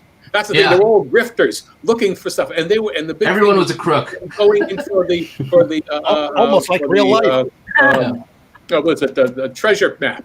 Right. That's what they were looking for. That's why they hired Popeye on. And it's during that transition of maybe about 6 months of daily strip is when Popeye took over and won the heart of Olive. Well, when you start getting letters from everybody telling you how great that sailor character is, all of a Yeah. sudden you're writing more stories about that sailor character. Yeah. I think it was You the had- Bird of Paradise the treasure map Thimble, led you know to. I'm sorry. I- Thimble Theater was already running for about Oh, yeah. 10 years. It's quite You a few know? years. I'm not sure if it was 10, but yeah, it was Yeah, quite a it few. was 1919 when he started. Okay. Thimble Theater was originally started. It was supposed to be like a little theater play on the weekend paper. Okay, which yeah. had a whole page to do. But then over the years, and so Popeye is introduced in 1929. Yeah. And then think how fast the Fleischers had him, to do the cartoons, which about 1931. Yeah. So Latched right onto it and Yeah. ran with it. Yeah. so So Popeye I is just- about to go public domain. It's already public domain in Europe, and IDW did a European Popeye with Roger Langridge, which you would like, John, because he knows Seagar really well, and they do a lot of Seagar type bits, right? So and Langridge is funny, anyways. And he's at one point he enters a boxing contest, and he does all the things that Popeye does. Yeah. He goes on a quest, About he 10, goes to the 15 island. Yeah.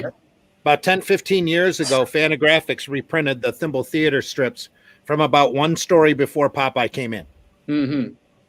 That are just amazing. They're big treasury-sized volumes with a cutout on the cover with it literally has a hole in the cover with Popeye on the inside. Of Yes, I've got those. I've got the first 3 of it. I those. think I have the first one, but I've always been looking for the other ones. They're getting harder and harder to find. Yeah.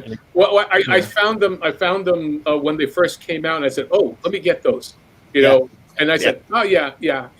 I was making some money back then. This is 20 years ago, right?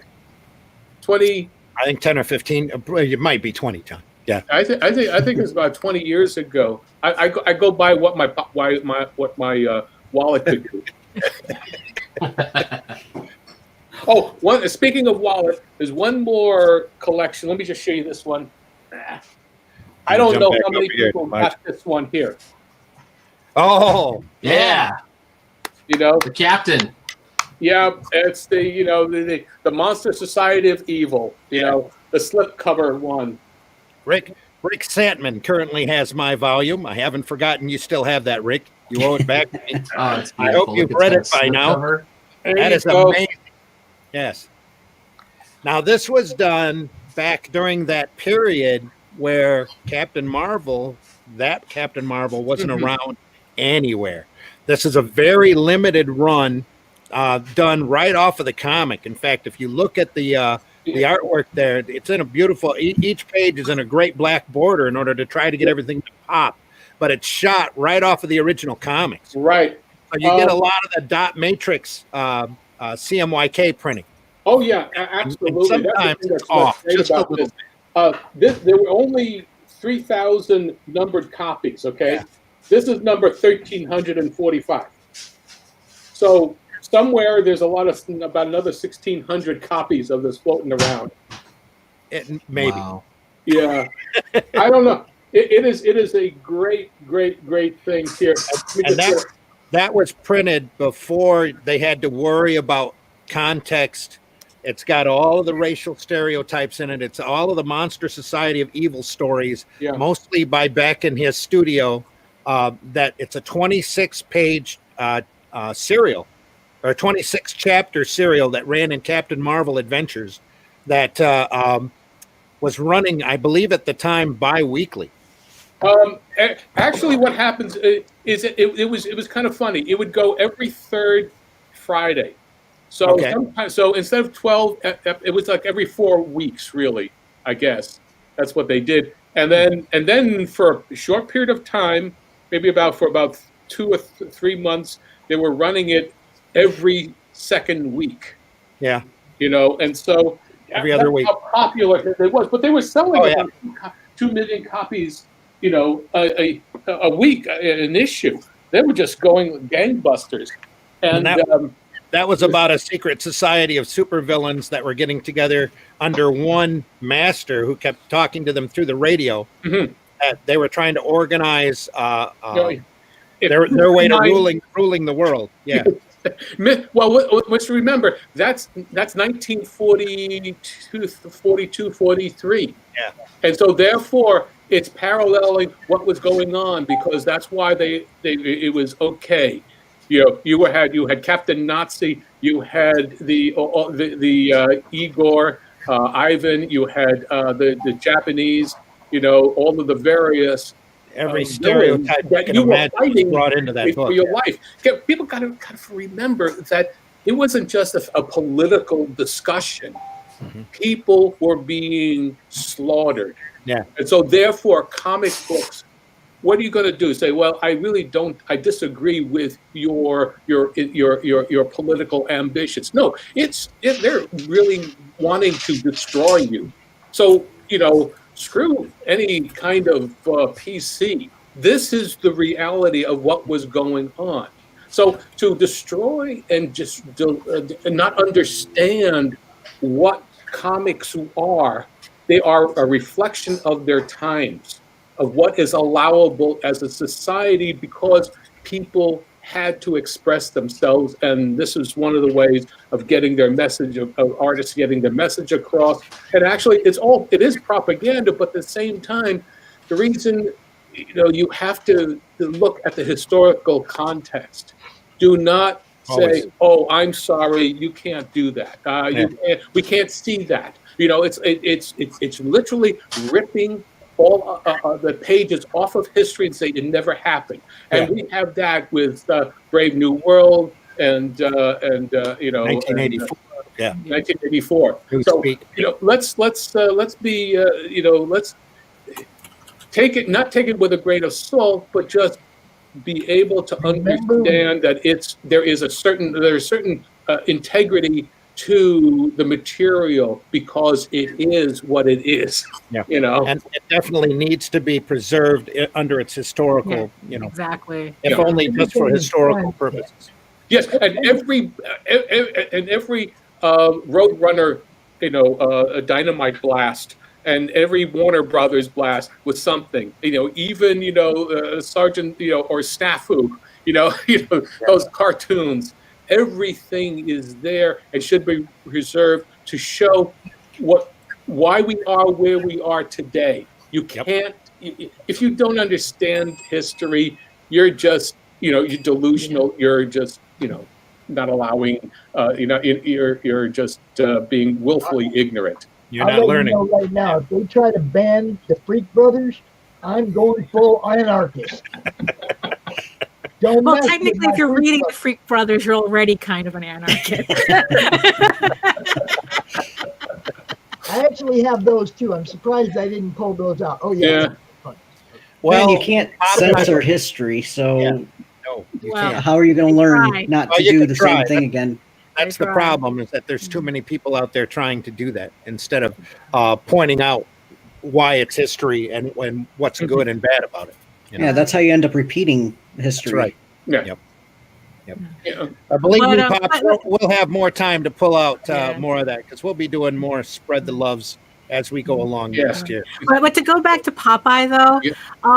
it's like what's funny is that we kind of think of fandom as like a modern thing, and it just I'm just completely chuffed at the idea that during like the 30s, people were watching Olive Oil and Popeye in the comic strips and writing letters saying, "Yeah, we ship that."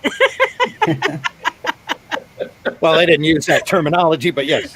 Yes, exactly. I mean, it's like, That's where Sweet Pea came from, Yeah, Yeah, there you go. It's just really cute to think about that. So they pandered and gave in to the shipping. Yeah. Well, it's cousin on the doorstep, kind of, There is the wholesome Popeye was the Dell Popeyes that came out much later, which was, and I forgot the artist that did all the art for those, but they're a different Popeye. They're not the Seagar. They're not as funny. They're the They are Fleischer. still kind of. More the They're still Fleischer kind of Popeye. sweet though. It's what you're looking at is the post Fleischer Popeyes. It is the Popeye post-war Popeyes, because everybody suddenly had Like enough Junior. of stuff, and it was I Love Lucy Popeye.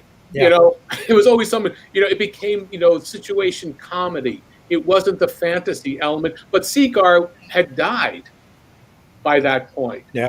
You know, so he wasn't doing anything. You know, comic strip again. We're talking about what was influenced. You know, what everybody, all of the people that you discussed today. You know, early on, like Burned and everything. They grew up on the same material. Yes. And so you look at some of their art, the layout. You know, look at Crazy Cat. George Harriman just went crazy on his Sunday page, and the reason he was able to do that, even though he was only in 20 newspapers or something like that, because William Randolph Hearst loved Crazy Cat, and he just kept it. He was on salary. He didn't care. He didn't care even if it was on one newspaper. But Hearst understood the power of comics to bring readers into his newspaper. Yep. Because everybody was running the same news. Mhm. But what differentiated one newspaper from another was the features. And in New York City, they were about, at the max, I think there were about 13 daily newspapers running. So, and they're all covering the same stories. So, with different points of view, obviously, but the newspaper strips were what brought, enabled Dad to bring it back home. That what made the sales of those papers. Oh yeah. Yeah. That's really the foundation of the creation of the comic book, because they wanted to keep those presses running, so they use the best part of the newspaper, the part that they knew everybody wanted to see, and reprinted those into a book. That's where comics come from. Mm-hmm. Yeah, the Hugh Hefner comment reminds me of a story that I also heard about Hugh Hefner, that he was the same way. That It's like when he created Playboy, it's like he found it was important for him to bring in the best cartoonists he could find, and that his biggest regret was not being able to get Charles Adams, because he was exclusive with the New Yorker. Mm-hmm. So, but he was like, it's like, I'm going to put some naked girls in it. But you know what people really want? They want those cartoons. and the articles. And the articles. Very thoughtful articles. My grandpa actually read Playboy for the articles, and he could actually list off who his favorite writers were and stuff, and actually talk about the articles. So he legitimately was reading the articles. Right, yeah. He had a big stack of Playboys too. And the comic art in it and the cartoons in it was really stands out, because it's like they were they were top notch. It was they Jack really Cole, were. They were top notch. Dan They were crazy. They were they were like wow. Yeah. Yeah. Who's the other guy? Gahan Wilson was in those early ones exactly. Too. Yeah. So that was like an all-star cast of cartoonists. Yeah. Well, again, you get those certain spots, those stars aligning, the right cast at the right point at the right time. You go through and look at who was working at Mad Magazine for 20 years. 25 years, 30 years, their usual gang of idiots were actually a gang of geniuses, all very much in their own niche, all together into one magazine. Dave Berg wasn't doing what Mort Drucker was doing, who wasn't doing what Phoebus was doing, that wasn't doing what Don Martin was doing, that wasn't doing what Aragonis was doing. Just an amazing cast of people. But Gaines had already had so much luck. He was almost magnetic to top-notch talent. If you go back and look at the EC books that were out before that, because he really collected the prime artists of the day to work on these EC books. That's part of the reason that and their content that makes them so scarce and so popular even today. And again, just as timeless as the day they were printed. George Peter gets us. I'm sorry, George. How you doing? Merry Christmas, Happy New Year, everybody. I just dropped in here just for a minute. I'm telling you, I'm loving this entire conversation here. Thank you. And I just want to add that for the longest time, I know you heard this story many times before. My mom in the early '80s, threw away the comic books that were my love of the 60s and 70s. Yep. And then everybody's got that story. Yeah, and then when I got married, I had to make room, lots of room. Mhm. So I got rid of the rest of the comic book collection, much to the chagrin of my brother, who was not in Canada at the time, animating in the United States, and all of the things that you are showing, the Manhunter, Frank Miller stuff, I had that stuff. First run, first issues, bag boarded, the whole thing. It's all gone. But the one thing I have to tell you, I've been self-publishing for 30 years. Okay. And I have moved away from the comic book itself, and I have been falling in love with the art form. Yes. And now I haven't. George, before we go any further, we have a very large radio audience. Why don't you tell people who you are, what you've done? Okay. GeorgePeterGatzis.com. I've been self-publishing for 30 years on my own stuff. One of my characters is called Joe King, which is a product that I created back in 1998. It's available. I crowdfunded it, but right now it's available on my online direct store. That's book 1. Book 2 is going to be coming out. Is going to be crowdfunding. In 4 days, 5 days, next year. Starting up early next year. Yeah. Next year. I'm going to wait until next year. There we go. Yeah, and only next week. Yeah. Yeah, exactly. And I on top of the art form and the writing that I do for my personal enjoyment and hopefully the enjoyment of audience, I also do 3D printing. So this time around on the second book, I'm going to have a really big spaceship available for everybody who backs the book. It's going to be 17 inches long, 19 inches long, 17 inches wide, about 8 inches high. Cool. You can find you can track me down anywhere. I'm one of the few people that's not difficult to find. When you just type in George Peter Gatzis in Google, you'll find my website, you'll find my Twitter, you'll find my Instagram. I'm all over the place. I branded myself on a singularity, just a name. George, and by the way, keep going. And by the way, John, yes, I know Clive Smith. Oh, okay. Yeah, I know you. I held your original art in my hand when I was at Nelvana. Yeah, I am. Small world.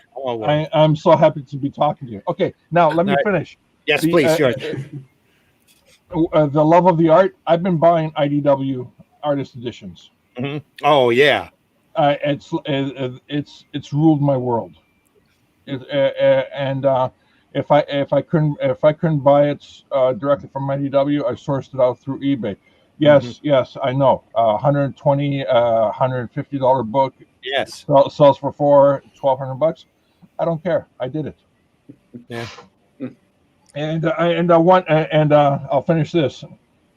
I had Dave Stevens sign every issue of The Rocketeer, original issue of The Rocketeer, Pacific Comics. You know, the secondary story. Right behind Grill. Yes. And I sold it on eBay. Without remembering that I had actually Dave Stevens sign every freaking book. Oh no! It broke my heart. But you know what happened? IDW came out with the artist edition, and I when I bought it, I opened it up and went like, oh, this is so much better. Yeah. It was like a one step closer to the artist. And it works and stuff like that. It's just amazing. There's a lot to be said for picking up a lot of that artwork in black and white and being able to see it, especially the way IDW reproduces it in those artist versions, because it looks like the original page. It's got the notes. You can see the whiteout or the zipatone maybe curling up a little bit off of the corner. All that just beautiful work. Yeah, exactly. And before I leave, last thing I have to say. The Library of Congress has the Amazing Spider-Man, the first story of The artwork. The artwork, and I don't know where it is right now, but on the internet I've been looking for it for a while. I downloaded the original what do you call it, JPEGs that were available. Mhm. You gotta look at that stuff. Mm. It's just mind blowing. Yeah. I'm Sure. All right, gentlemen and ladies. Thank Great conversation here. I'm loving it at all. Thank you. George, thanks so much for coming in. We're going to keep doing the spread the love every once in a while, just to remind people how great comics are. So They are. They absolutely deeply are. appreciate you coming on and talking to us today. Cheers, everybody. All right. That was George Gatiss, everyone. Nice to see him pop in. Folks, we are at that time. Mm-hmm. So we are going to go around the horn one last time, let everybody know who you are, where they can find you, what's important with what's going on. This is time now. And if you want to take a second and talk about that book that you might have missed or that we might have missed talking about, now's the time to do it. I know Daphne's had a stack over there. She's probably been waiting to show us something. it was, in case, it got light or a little too light in here. We'll be doing this. We'll be doing this. Oh, again. yeah, definitely. But if you want I got my Star Wars volume oh, here. there you go. Right. Because it's like I have my, mine is more international. I have the international flavor. Oh, yeah. So, you know what we'll do? We're going to have Glenn Fleming on. We'll see if we can get Empyrean back here in Stint, and we'll just go crazy on the international stuff. Because I have been absolutely obsessed. Mandalorian Monopoly game, Pops. It's a Monopoly game. Because this year I've been completely obsessed with the Italian Disney comics. Oh, yeah. It's like cool. So I have like, and it's really amazing what they decided to do. Like, let me enlarge you here just a second. There we go. Oh yeah, so we're all familiar with the Uncle Scrooges and everything here, but for some reason in Europe they were a little bit different with them. And this one's my favorite. This is Frankenstein. Featuring, I mean, look at that artwork. This is not artwork I ever saw in the United States. Yeah. There's some really good artists in Italy right now. Yeah, and they did Dracula too. Oh my gosh! And here's Moby Dick. Moby Dick. Yeah, and look, this is random. This is really random. They did Hamlet. Oh, Wow. I don't know what was going on in Italy, but they were. And then the funny thing is, too, especially I think like both Frankenstein and Dracula features some of the artists who also worked on Dylan Dog. Yeah. Right. And these are still available if anyone's interested. They're from Dark Horse, and I got all of these on Amazon, but I was completely obsessed with these this year. Oh, and here's a Don Quixote one. Yeah. Oh, amazing. Yes, Goofy. So I don't know what was going on in Europe, but I appreciate them all. IDW has reprinted some superhero Donald Duck work, the Dark Avenger, the Duck Avenger, something that. Darkwing Duck. No, it's not Darkwing. Not Darkwing. But it's another Donald, one. It's Donald Duck as a superhero character. Oh, that's funny. Oh my gosh. I've got him back here. I'm gonna have to dig him up just to. You should do a show on that because with all the weird Disney stuff, because these things are crazy. It's allowed to go through Europe. I mean, and once again, because they're all different. I mean, Spain's different from Italy and France and whatnot.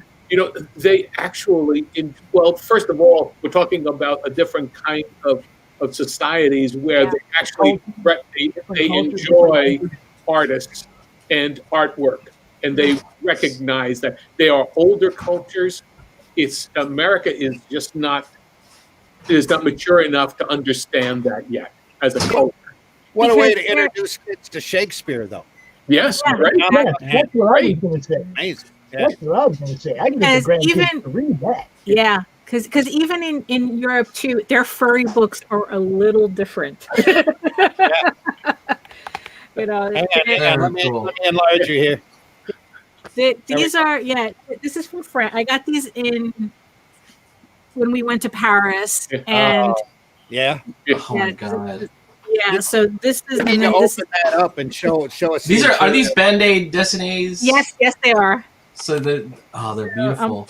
Hardcover, beautifully done volumes. Look at the Color This color. one volumes. is like Just amazing.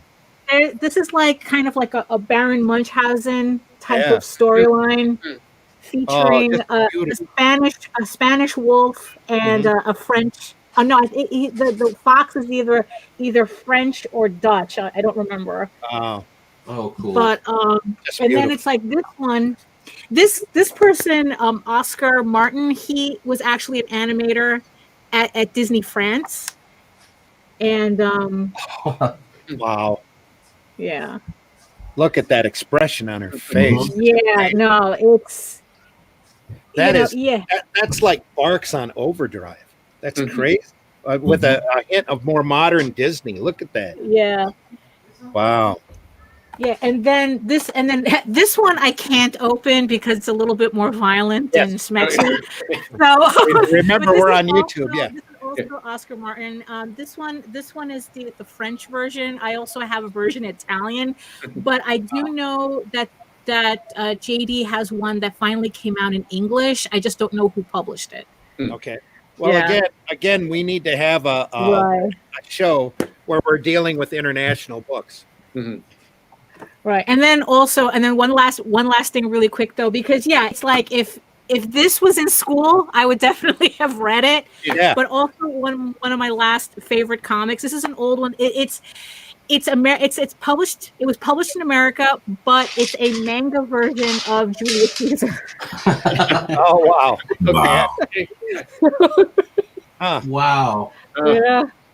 So Sweet. so this was these are like my top books right now, because it's like my forever evergreen books are like Rocket Raccoon, Elf Quest, and Uncle Scrooge, and you just mash them together, and somehow this turned up. What did we lose? Oh, we just gained Varian. Varian, how are you doing? Hey, Varian. Hello. Sorry, I was looking to close out the show. We keep adding people. Oh no, I just seen I just seen the manga Julius Caesar, and I instantly went to how cool that would be as an anime. Yeah. Imagine Julius landing in a pool of his own blood. The thing is that it's accurate to the play, so you can actually like follow it with, because I have a separate book that's just the play, and then you can read them side by side. Yeah. See, you get an audio book of that, and you'd almost have an audio version. Yeah, exactly. Of that. No, you see, they make an anatomy of it though. You got to have Julius laying in a pool of his own blood, looking up at the sky like, "Nani, something wrong politically about how this happened to him." Well, technically that is the story, but I mean, it's like... Brutus has to power up like Vegeta. You got to do it with Brutus and Popeye though. Yeah. Yeah, I just came in to lower the quality of the show. I had to step out, so it was getting too good. I had to come in. Do we have radio numbers before we leave? I do. Hold on. I actually intended on being here. My fault. All right. We know it's that time. It's a holiday weekend, and you normally sleep in on Sundays anyway. Yeah, I discovered the softness of my mattress. We'll just carry on without you. You're okay. Yeah. Thank you. So you guys actually did pretty well. You got up to what was it? Oh, I'm sorry. Yeah, 42, 831. Not bad for a holiday weekend, huh? Yeah. Thank really. you guys. Thanks for listening, y'all. Yep. Everybody out there, we appreciate everybody listening. You've been listening to an episode of the Sunday Funnies, where we're trying to spread the love, talk about the comics that we love. For December 27th, 2020, it's time for us to be rolling along. So let's go through, reintroduce ourselves to the audience and how they can get a hold of your stuff. Joe, we'll start with you. Okay, I am Joe D. McPhee. You can get in contact with me via Facebook by just looking up Joe D. McPhee. If you want to look at our comic books, you can always go to exigencystudios.com. That is ENCYstudios.com. We have our online shop there. You can always pick up the books there. If you want to find out more about our YouTube channel, just go out to YouTube and just type in Front of Desk of a Small Press Publisher. It should bring up all the episodes that way. Cool. John, let people know how to get a hold of you. Okay, I've got John Celestri on. You just type in JOHNCELESTRI, and I'm on Facebook. I'm on Twitter at Celestri John. I'm on YouTube. I've got a lot of free videos for animation and cartooning on as John Celestri, and also I have my Indiegogo in demand comics. It's John Celestri's comics, and I'm in demand, and I've got a bunch of either all ages or young kids, middle ages, and adults. So check that out, please. Empyrean? You can find me on the AAA Comic Creators Discord. I'm the chief editor of the 9-Volt series. This is our holiday special. We've got 2 others. We did a superhero one and a pulp one. I'm also the creator of Adam Frankenstein. So when she showed that Disney Frankenstein, I'm a huge fan of the Uncle Scrooge and the Beagle Brothers, all those Gold Key comics or the Dell comics of Disney. And that's like, two tastes that taste great together. Yeah, exactly. Yeah. It just seems like the perfect match. And then when you showed Hamlet, I'm like, wow, that's and it's or Don Quixote with Goofy. I'm so excited. I'm going to go hunt all of those down. Thanks so much for having me on. You can find me on Instagram as RabbitFighter13. Please come to our Discord and learn how to get your comics published. We basically do a self-help workshop over there for print on demand, and we have a daily draw and critique corner and stuff like that to help indie comic creators get published or publish themselves, really, and create stuff. Sweet. We're going to have you back on again real soon, Empyrean. You need to stay in contact with us. Absolutely. I love the show. and come on a lot more often. Even on the regular Indie Volt podcast, you're always welcome on, bud. Wonderful. Pops, you're up. Tell folks how to get a hold of you. I am Pops Van Zant. You can find me on Facebook in the Comic Related Madness, which is real close to 2,000 members right now. You can also find me on YouTube at Comic Talk with Pops, and some of these very people right here just may be on next weekend during CromCon 10. Oh, thanks for reminding me. Thank you. I know I have it written down somewhere, but I completely forgot we were that close. I'm pretty sure that Varian's doing one of the panels. It could be big. You never know. Are you doing one of the panels, Varian? He's not there. He's probably Goblin Grimm. You can look for me on Instagram, Twitter, and Facebook. Just search Goblin Grimm. It's Grimm with 2 M's. And I'm also on Patreon as well. Usually offering different deals and stuff and trying to give sneak peeks on what I'm actually working on. But trying to get back on the YouTube also, and that's pretty much about it. Okay. Well, again, thanks so much for being on. Daphne, let folks know. Oh, yes. If fantasy comics is your thing, furry fantasy comics specifically, go to egoworks.com and talltalesonline.com. That's TAILS, where you can read both of my comics for free online and sign up to get regular updates about my upcoming Kickstarters. And there's one coming up in a little bit more than a week. And if you're also into art tutorials, demos, and the occasional questionable commentary video, you can find me on YouTube at Daphne Lage, Lage Art. Thank you. You know what you should call it? What? You should call it Daphne's Hot Takes, but we got to figure out a way to make it look like hot cakes. Oh, no. We'll figure out something. Daphne's Forge. Oh, boy. Yeah, really. Really? Where it gets really hot, y'all. Really hot. Varian, anything you want to tell anybody? I have nothing to offer. Nothing. Yes, you do. CromCon, your panel. And again, folks, you've been listening to an episode of the Sunday Funnies for December 27th, 2020, where we're trying to spread the love and talk positivity about comics. We're here every Sunday morning at 9 a.m. Eastern Standard Time, where we talk about the lighter and more whimsical side of comics. And you're very welcome to join in either live or in the chat later. We are on YouTube under the Indie Volt channel. That's INDIEVOLT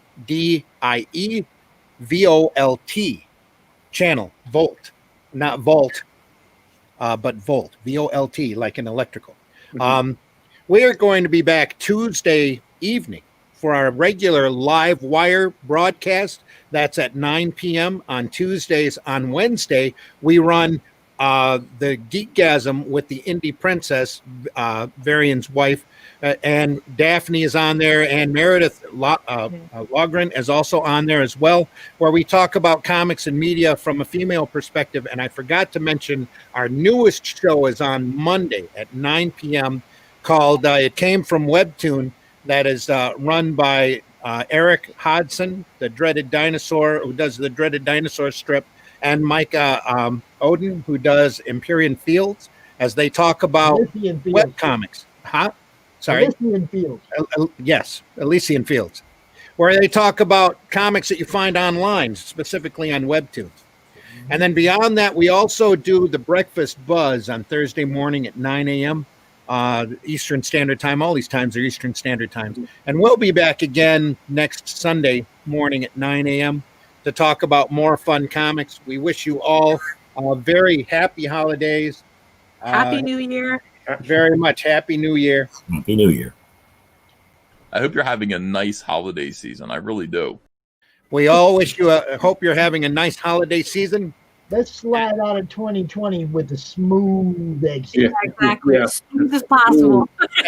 And folks, you don't have to wait until our next Spread the Love program to talk about your favorite comics. Go out there and tell people how great this art form is, that it is an art form, that it's a great form of communication, very unique form, and can be very individual and very independent and alternative.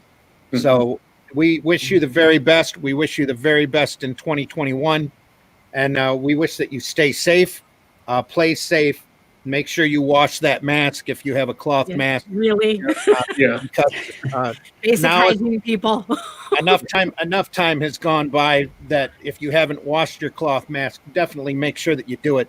It might be time to get, if it becomes stiff, there's a problem. Well. Yeah. There's you don't want to get a bacterial infection from breathing in your own mess. Yes.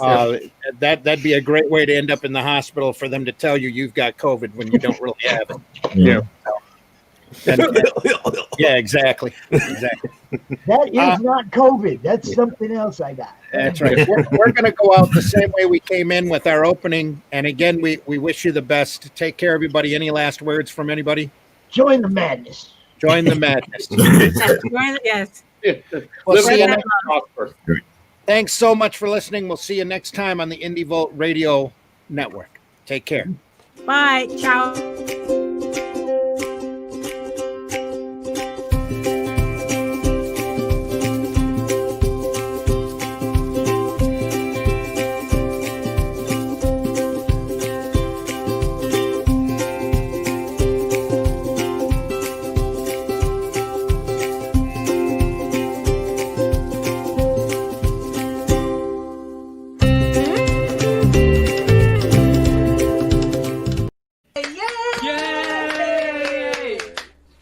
What you've accomplished. Do you draw the Flintstones